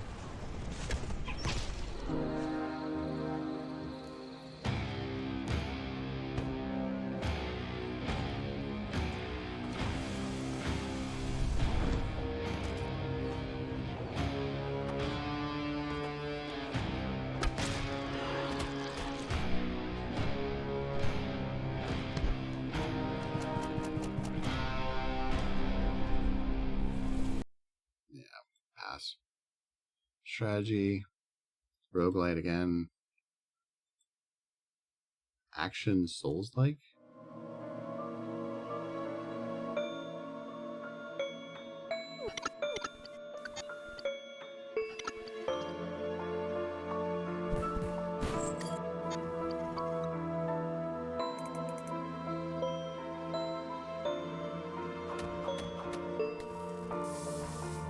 I'm not seeing the Souls-like.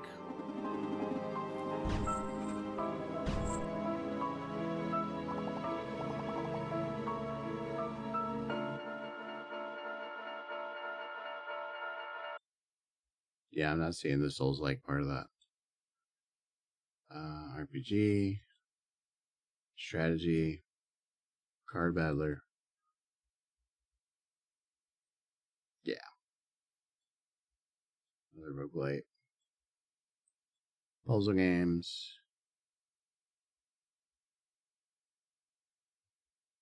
Alright, yeah, I think I'm good for today. I think that's enough trailers. I mean, there's some cool stuff coming out, but like, I'm not seeing anything that stands out. Well, yeah, I did see Volgar the Viking 2 is getting a release. Deathbound. Can't remember what this one was. Deathbound, a party-based Souls-like from Brazilian developer Trial Forge Studio. Yeah, party-based. I don't really do those. Yuka Replay, yeah. What's this one?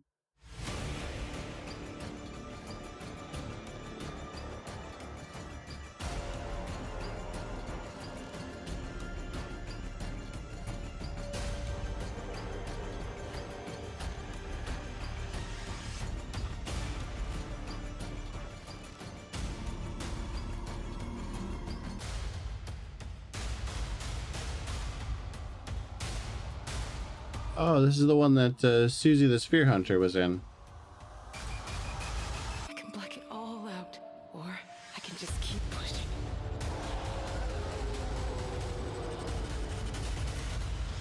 Help me. Please. Someone. Help me. It looked okay.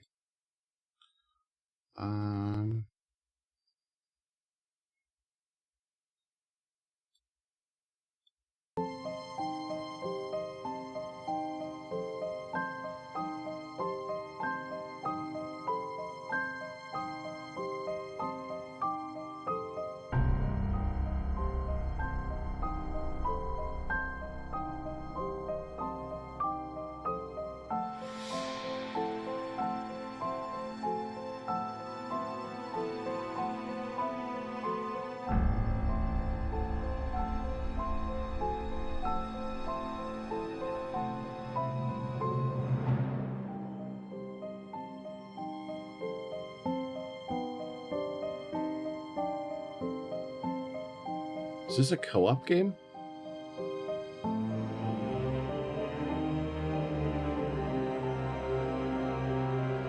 For a moment, it looked like it had the It Takes Two vibes.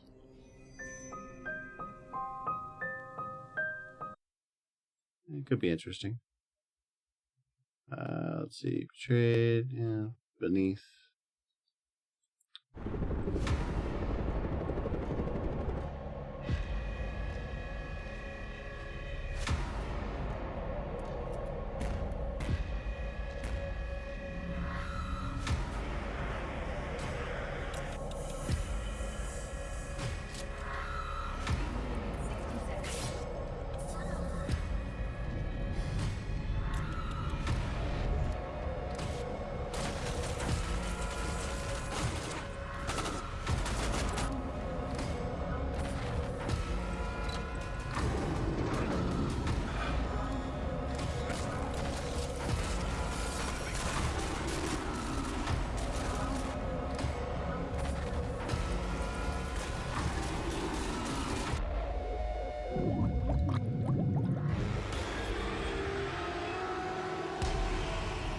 Yeah, that comes out next year. We saw the Once Human one. Puzzle game, yeah. A horror platformer.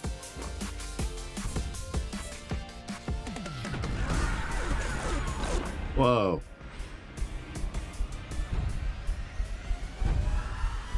Welcome back, lucky contestant. We've missed you. Let's catch you up to speed on what's been going on. More lucky people from around the world have been brought here to the world's largest indoor trampoline, water, and hardcore park.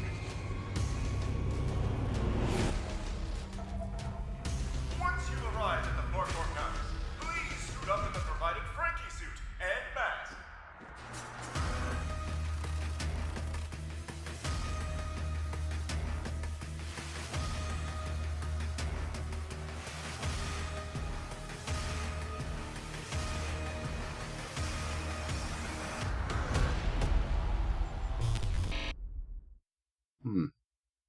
See, a lot of these Five Nights at Freddy clones, you know, like, well, Poppy Playtime got really popular too, but like, I like the concept of this, even though it's obviously in that same vein, and there's a ton of these now. This one's kind of cool because it sets up the idea of like there was challenges and things like that. So like when you're exploring, yeah, keeps breaks the monotony of that a little bit. Let's see what else. Fix my camera real quick. There we go. All right. Let's see. We did watch this. I think this is the one from. The last song is a thrilling Souls-like, set in a sunlit land inspired by Italian folklore and comedic. Yeah, this is the one that the Summer Game Fest was showing. Distinct regions. The world has been gripped by the Canovaccio, a twisted eternal play that keeps everything in an unnatural stasis. You, maskless one, are the only one without a given role and master of your destiny. Defeat the fearsome authors that created it and free the world from stagnation by harnessing the power of Ardore. One of our goals as hardcore fans of the genre was to improve the theory crafting and build variety. Usually convoluted and imposing, very few players are brave enough to go for it. This is why Inotria has been built from the ground up to encourage proactive gameplay and freedom of expression. It all begins with solid fundamentals, chainable parries, an agile main character, and access to powerful abilities charged through combat that we call lines ensure you always have an answer to any situation. Every aspect of Inotria's combat encourages and rewards you for being aggressive, and is designed so that the most viable playstyle is also the most fun. The moment-to-moment gameplay, however, would be nothing without our environmental interactions, dense and vertical level design with lots of secrets, creative elemental system, and of course our innovative loadouts feature. A loadout is an entire build, all on a single screen. It is our proudest achievement, opening up theory crafting of builds to everyone, rather than only to the hardcore, by making it easier and faster than ever before. Masks are the centerpiece of each loadout, powerful items dropped by slain foes, allowing you to take on their role and keep progression fresh. Each one changes how you play, how you look, and even how the world reacts to you. Add on to this 2 weapons, up to 6 perks, a powerful stat-altering aspect, parry-modifying gems, a wide assortment of consumable items, and up to 4 chargeable lines, and each build can be wildly different. And as the final flourish, you can have up to 3 such loadouts and swap between them at any time, removing the burden of a respec or the fear of choosing the wrong approach. Specialize and experiment to your heart's content in this bold new take on Souls progression. Inotria The Last Song will be released on the 19th of September on PS5, Xbox Series X and S, and PC via Steam and Epic Games Store. The game's pre-order is now open, and you can choose the version that best suits you, be it standard or deluxe. Pre-ordering also comes with its own set of incentives that you can check out at our website or in related. Look at how stacked that is. Like, you can buy the standard edition, and you only get these 3 things. If you buy the deluxe edition, you get all this stuff. See how much this is actually essential here. So you get the base game, okay, obviously. Another early access thing. I hate that this has become a thing. Soundtrack. Oh, you get the soundtrack with it. Okay, cool.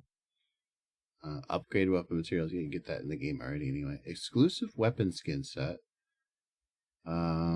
Materials, yeah. DLC. There's always DLC in these games now. and some more extra materials. So deluxe edition isn't necessarily necessary, but I wonder that exclusive weapon skin set. I mean, whatever. I mean, like, I guess if it really bothers you to have it, but it's all skins and stuff, so I guess it's not too bad. That 72 hours early access thing, though, is really frustrating. Kind of like one of the most annoying trends in gaming right now is like, if you buy your game, the super fancy version, you get to play it before everybody else. Ah, well, but game looks kind of cool. I think there's a demo on Steam. I haven't actually looked yet, but I heard there was. Let's see here.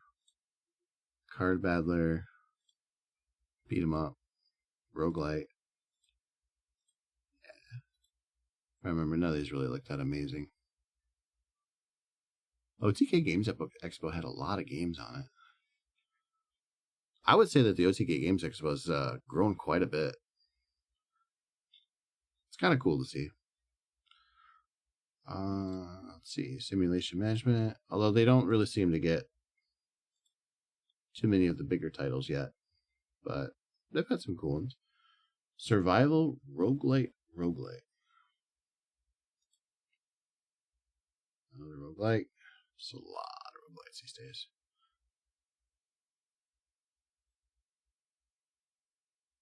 What is up with this one?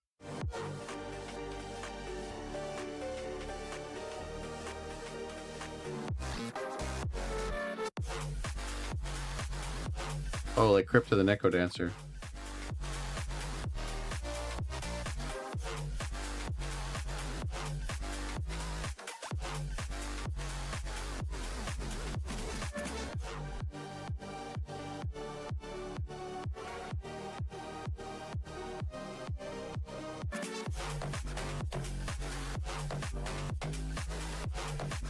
This game knows exactly what it's doing.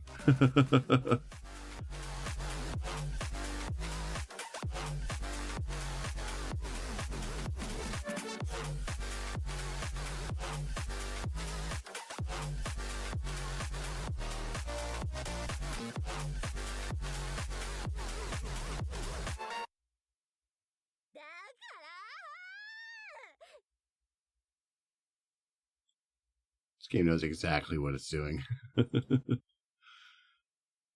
Let's see here. Temtem.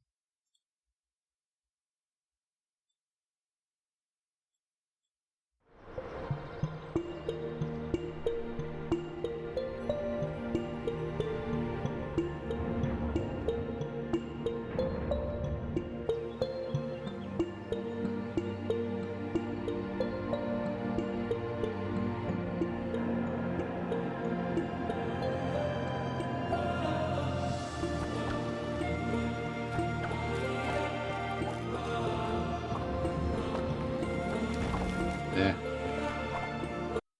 Looks cool. I've seen a million things like it.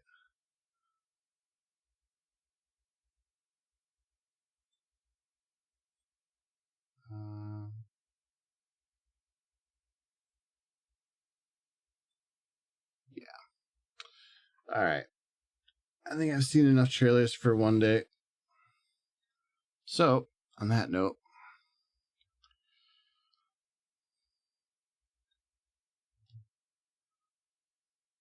I say we call it a stream. So, yeah, I think we've seen a good chunk, if not most of the trailers that have been playing so far. Looking further ahead here. Hold on a sec. So, what's our next ones here? Shoot. So the next ones are, let's see, today we have the Future of Play Direct, the Wholesome Direct, the Latin American Games Showcase, Women-Led Games, and the Future Game Show. So I'm going to guess starting now, you're probably going to see a lot more like trailer crossovers, like a bunch of the same types of trailers for the same games, but spread across different shows. So unless any of those trailers show more like actual gameplay or anything new or unique, probably not going to be too interested in watching a lot of these shows. Let's see here. And then June 9th, we have the Xbox Game Showcase and the PC Gaming Show. So that's going to be Sunday. So I'll probably be covering the those two showcases on Sunday night. Let's see here. Yeah. So what I might do for tomorrow's stream is just cover the remaining of these shows that are coming out, and then we got the Xbox Game Show, the PC Game Show. I'll cover that Sunday. Let's see what else do we got here. The only thing that's on the 10th that I have noted here is the Ubisoft Forward. And then we got 12th, which is, let's see, Wednesday. And that's just a couple of extra, like Black Voices in Gaming, Dames for Games, and Stream for Cause. And then August 2nd is like the THQ Showcase. But there's going to be some stuff in between. It's interesting that we don't have the Sony, we have the State of Play. Aren't they supposed to have like another bigger showcase, I thought? Let me see here. Sony, like what you call that? What's the E3 one that they do? Not actually E3, but like they have State of Play and then they have the other one. We'll just do Sony Direct. Oh, wait, no.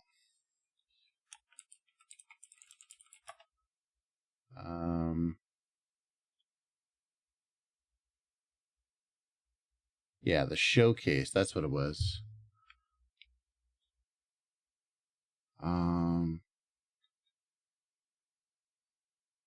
So do we have an E3 showcase?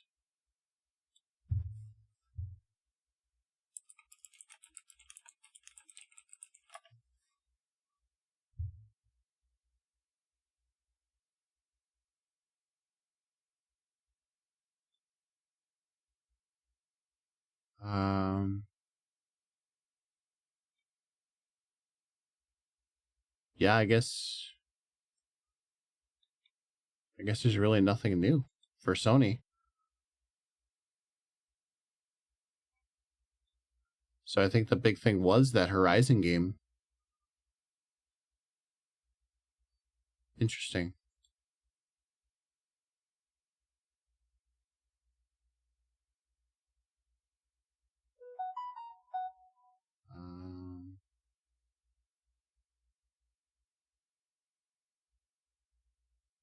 Yeah.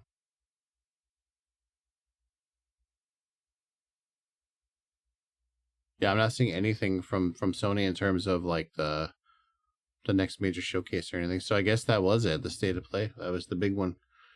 So it's just the Nintendo one that hasn't been announced yet, and I'm kind of wondering. I mean, like they don't really shadow drop the ones that they do over the summer. Those are like big announcements, and they tell you like way ahead of time. So it's kind of interesting that they haven't.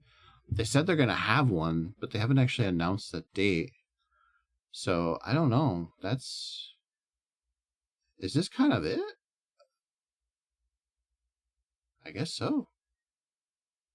So really, it's just the Xbox and the PC gaming showcases on the 9th that are the ones that are like the real big ones that are left over until Gamescom and all the other stuff later in the season. Wow, that's kind of disappointing. I mean, don't get me wrong, there's been some cool trailers, but like, just really weird.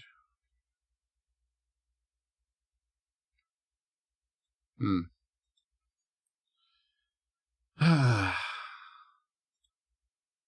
don't know what to say. I guess I kind of disappointed to not see some bigger titles. I mean, definitely not a lack of games to play. There's tons of really cool games that I've been seeing throughout all of these things. And we do have a bunch of bigger titles that are coming. I mean, there's Astrobot, there's Wukong, there's the Silent Hill 2 remake. Like, there's a ton of bigger games coming out in the next couple of months. So fall is going to be late summer going into fall, early fall is definitely going to be packed full of games for August, September, and October.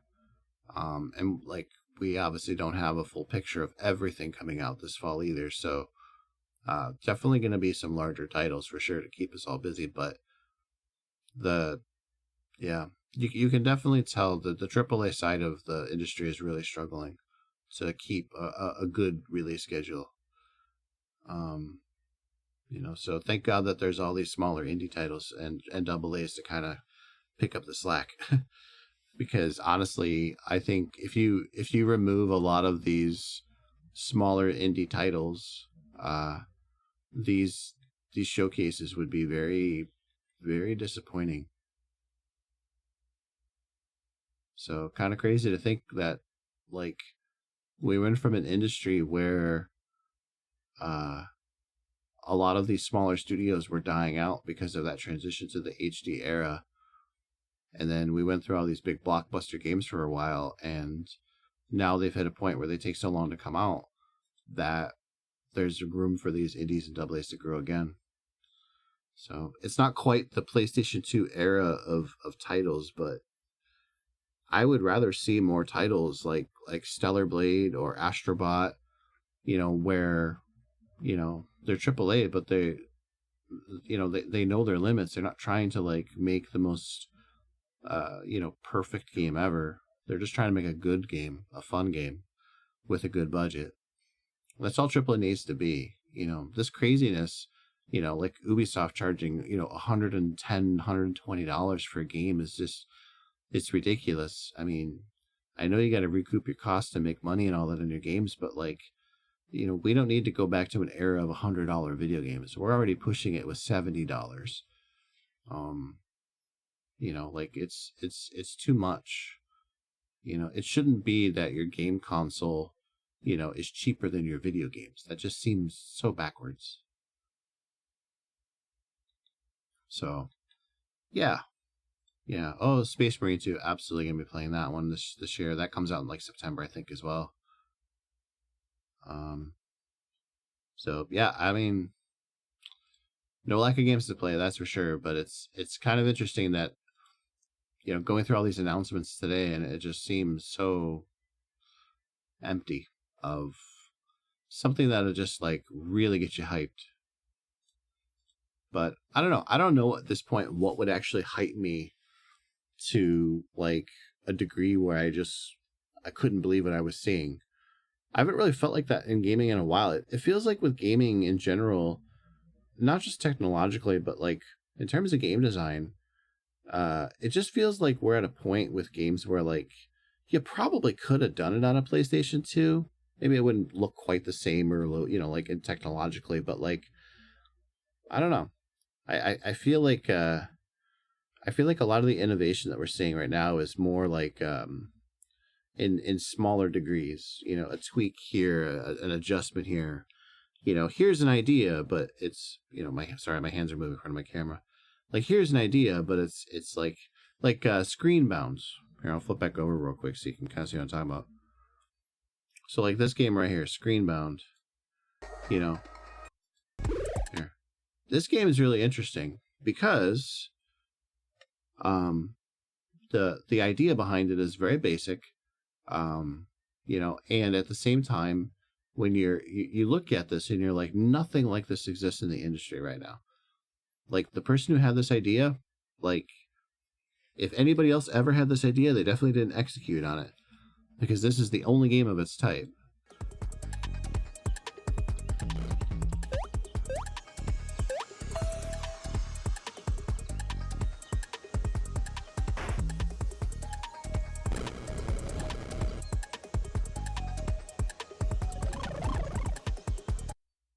Like that's just crazy, right? Games like this just don't exist.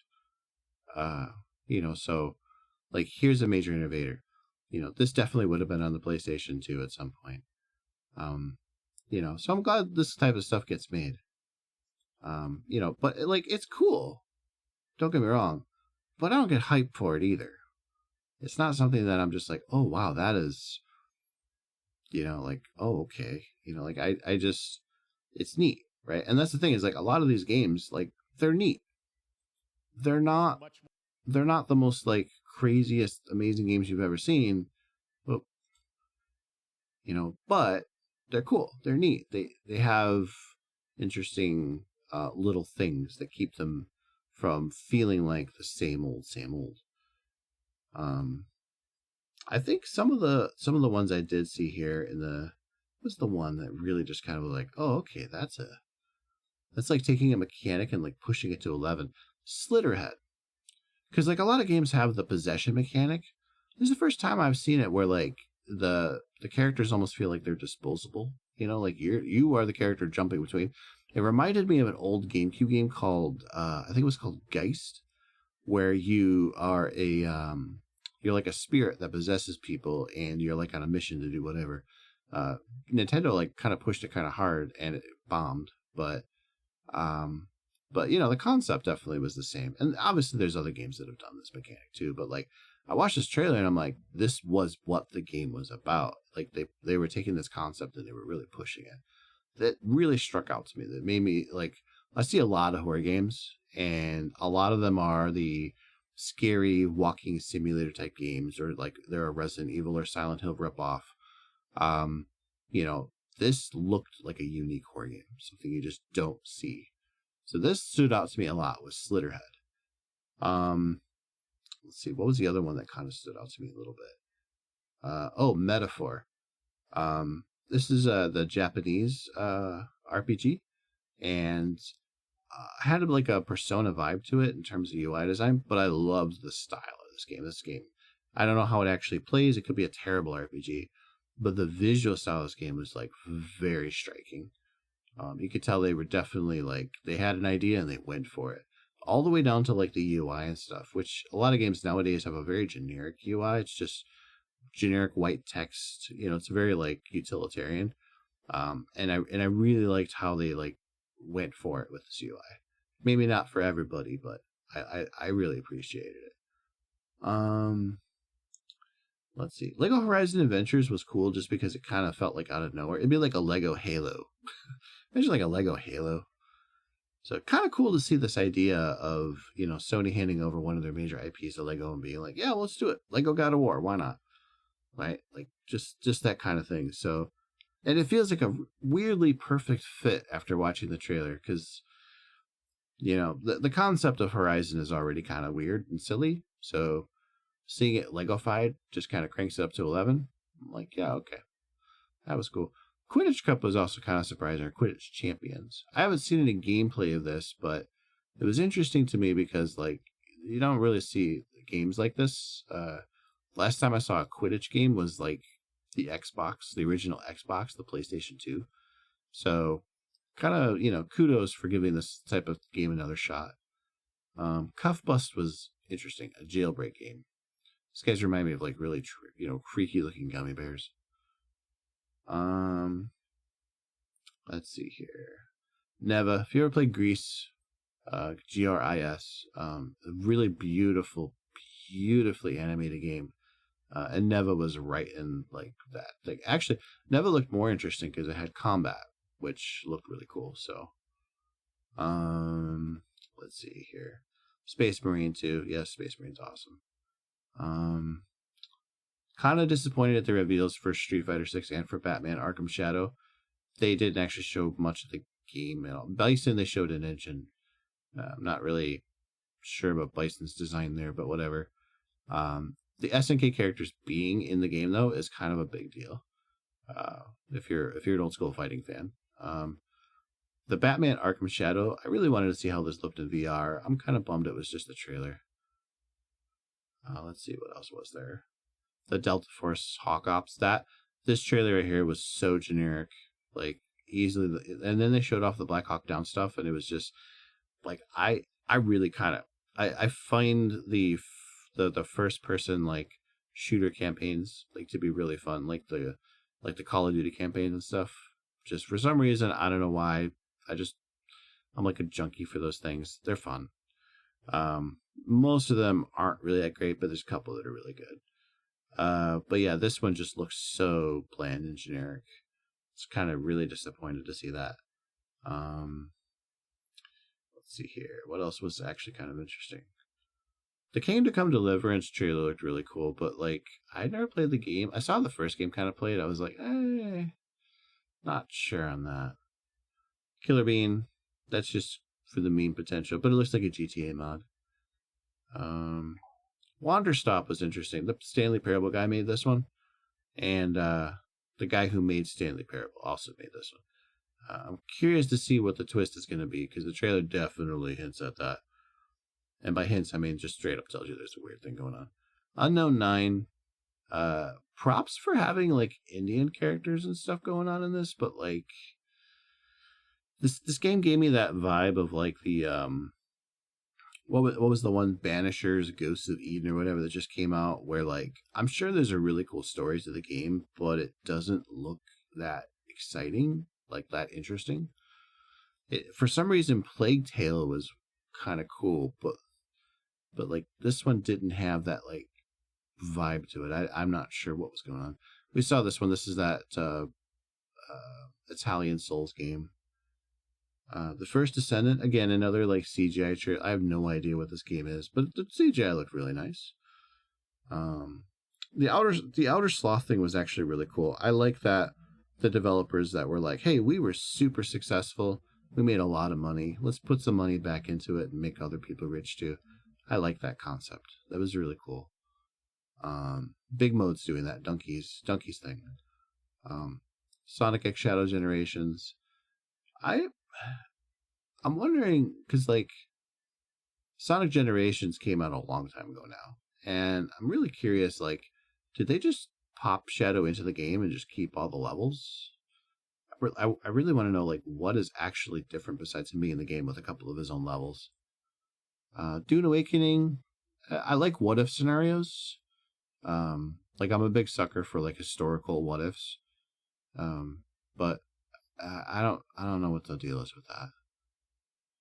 Battle Aces, Let's see here. The Finals, Night Springs, yep, that's the Alan Wake 2 stuff. I really need to play Alan Wake 2. New World, yep. Honkai Star Rail, Dark and Darker. This Kunitsugami, I thought this would be a different type of game, but it's like a strategy game. It's really hard to tell from the trailer exactly what you're supposed to be doing when you play the game. Hyperlight Breaker, I'm not sure about. It's such a departure from Hyperlight Drifter and and some of the early trailers I've seen, so I'm not really sure what's going on there. The skate stuff was kind of funny. Valorant, Power World, Monster Hunter Wilds. I definitely want to see more of that game. Really curious to see, like, the direction so far seems very like they're moving towards more of like an open world, but like an actual world as opposed to like zones where the monsters roam type of thing, like a lot of previous Monster Hunter games have had. So I'm taking a drink.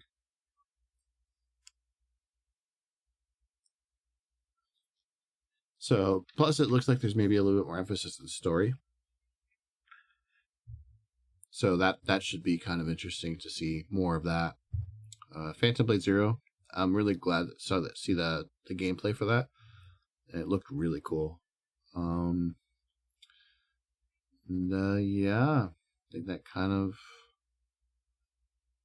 kind of answers everything. So, all right. Let's see here. Let's have else out. Oh.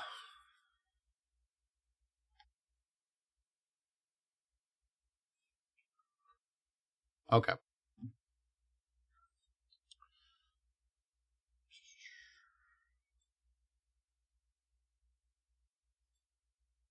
All right. Just want to see who's all in the chat still. You guys are lurkers. Yeah, that's my Twitch. So, all right. Well, I'm glad you guys all kind of stuck around for my shenanigans. So, yeah, we'll be getting up game playing soon. So here's where I dropped the weird funny bomb about everything. So, past couple of days I haven't really been playing much, and or like streaming and stuff, and there's a couple good reasons for that. First off is I upgraded my PC, So last couple of games, you've noticed I've been having some issues where certain events are happening in games, and suddenly I just lose frame rate like crazy. What I discovered is that my CPU had been hitting hard limits on what it could do. Trying to run everything for streaming is just different than just running a game. So while my PC was perfectly adequate for running games at a lot of max resolutions and all that kind of stuff, not while you're streaming. So I had been turning some settings down and stuff, which had helped, but it wasn't the games that were the issue so much as all of the software around it, like OBS and everything. And then adding the layer of the VTuber software on top of that was just putting too much stress on the PC. So I did the nuclear option and I just totally upgraded my CPU. So I went from a Ryzen 3600 to a Ryzen 5900X. Much more power. So it's not perfect. I believe I'm going to have to reinstall my operating system at some point just to kind of clear a lot of the old legacy crud. But other than that, seemed to be going a pretty smooth test today. Today's the first day I've streamed with the new CPU. So at this point, I've upgraded everything I can on the PC. So, I mean, it's pretty high end at this point. So without moving to like the AM5 platform or Intel or anything like that, I've pretty much maxed out what I can do on the AM4 chipset. So the only thing I could upgrade is stuff that doesn't exist yet. So I don't have like a 4090 or anything, I suppose, but you know, as far as being in a reasonable budget, I think I've kind of accomplished that. But yeah, and then I ran into another issue. So I was going to play Elden Ring this week. Kind of was interested in playing it, and yeah, I've seen a lot of people streaming it and stuff. So I bought it, except I had a bit of an issue. For some reason, my bank decided that that was a fraud. So I got flagged for a fraudulent transaction. Yay. So I had to get that all straightened out. Finally got it straightened out and bought the game. And I sat down and I played it for about an hour and a half to kind of see how it ran on my PC and everything. Turns out, runs great. It's beautiful. The downside is I absolutely hated what I was doing. I was not a fan of Elden Ring. Not like I despise this game with all my fear, anything like that. But I really bounced off of it. And I like Souls games. I'm not like a fan of all the mechanics in Souls games, but there's just a cool like vibe to Souls games, like Bloodborne and just, you know, like Dark Souls, obviously. You know, like it just something about Elden Ring I just didn't like. And it might have just been that it was just a very open world game with not really much direction.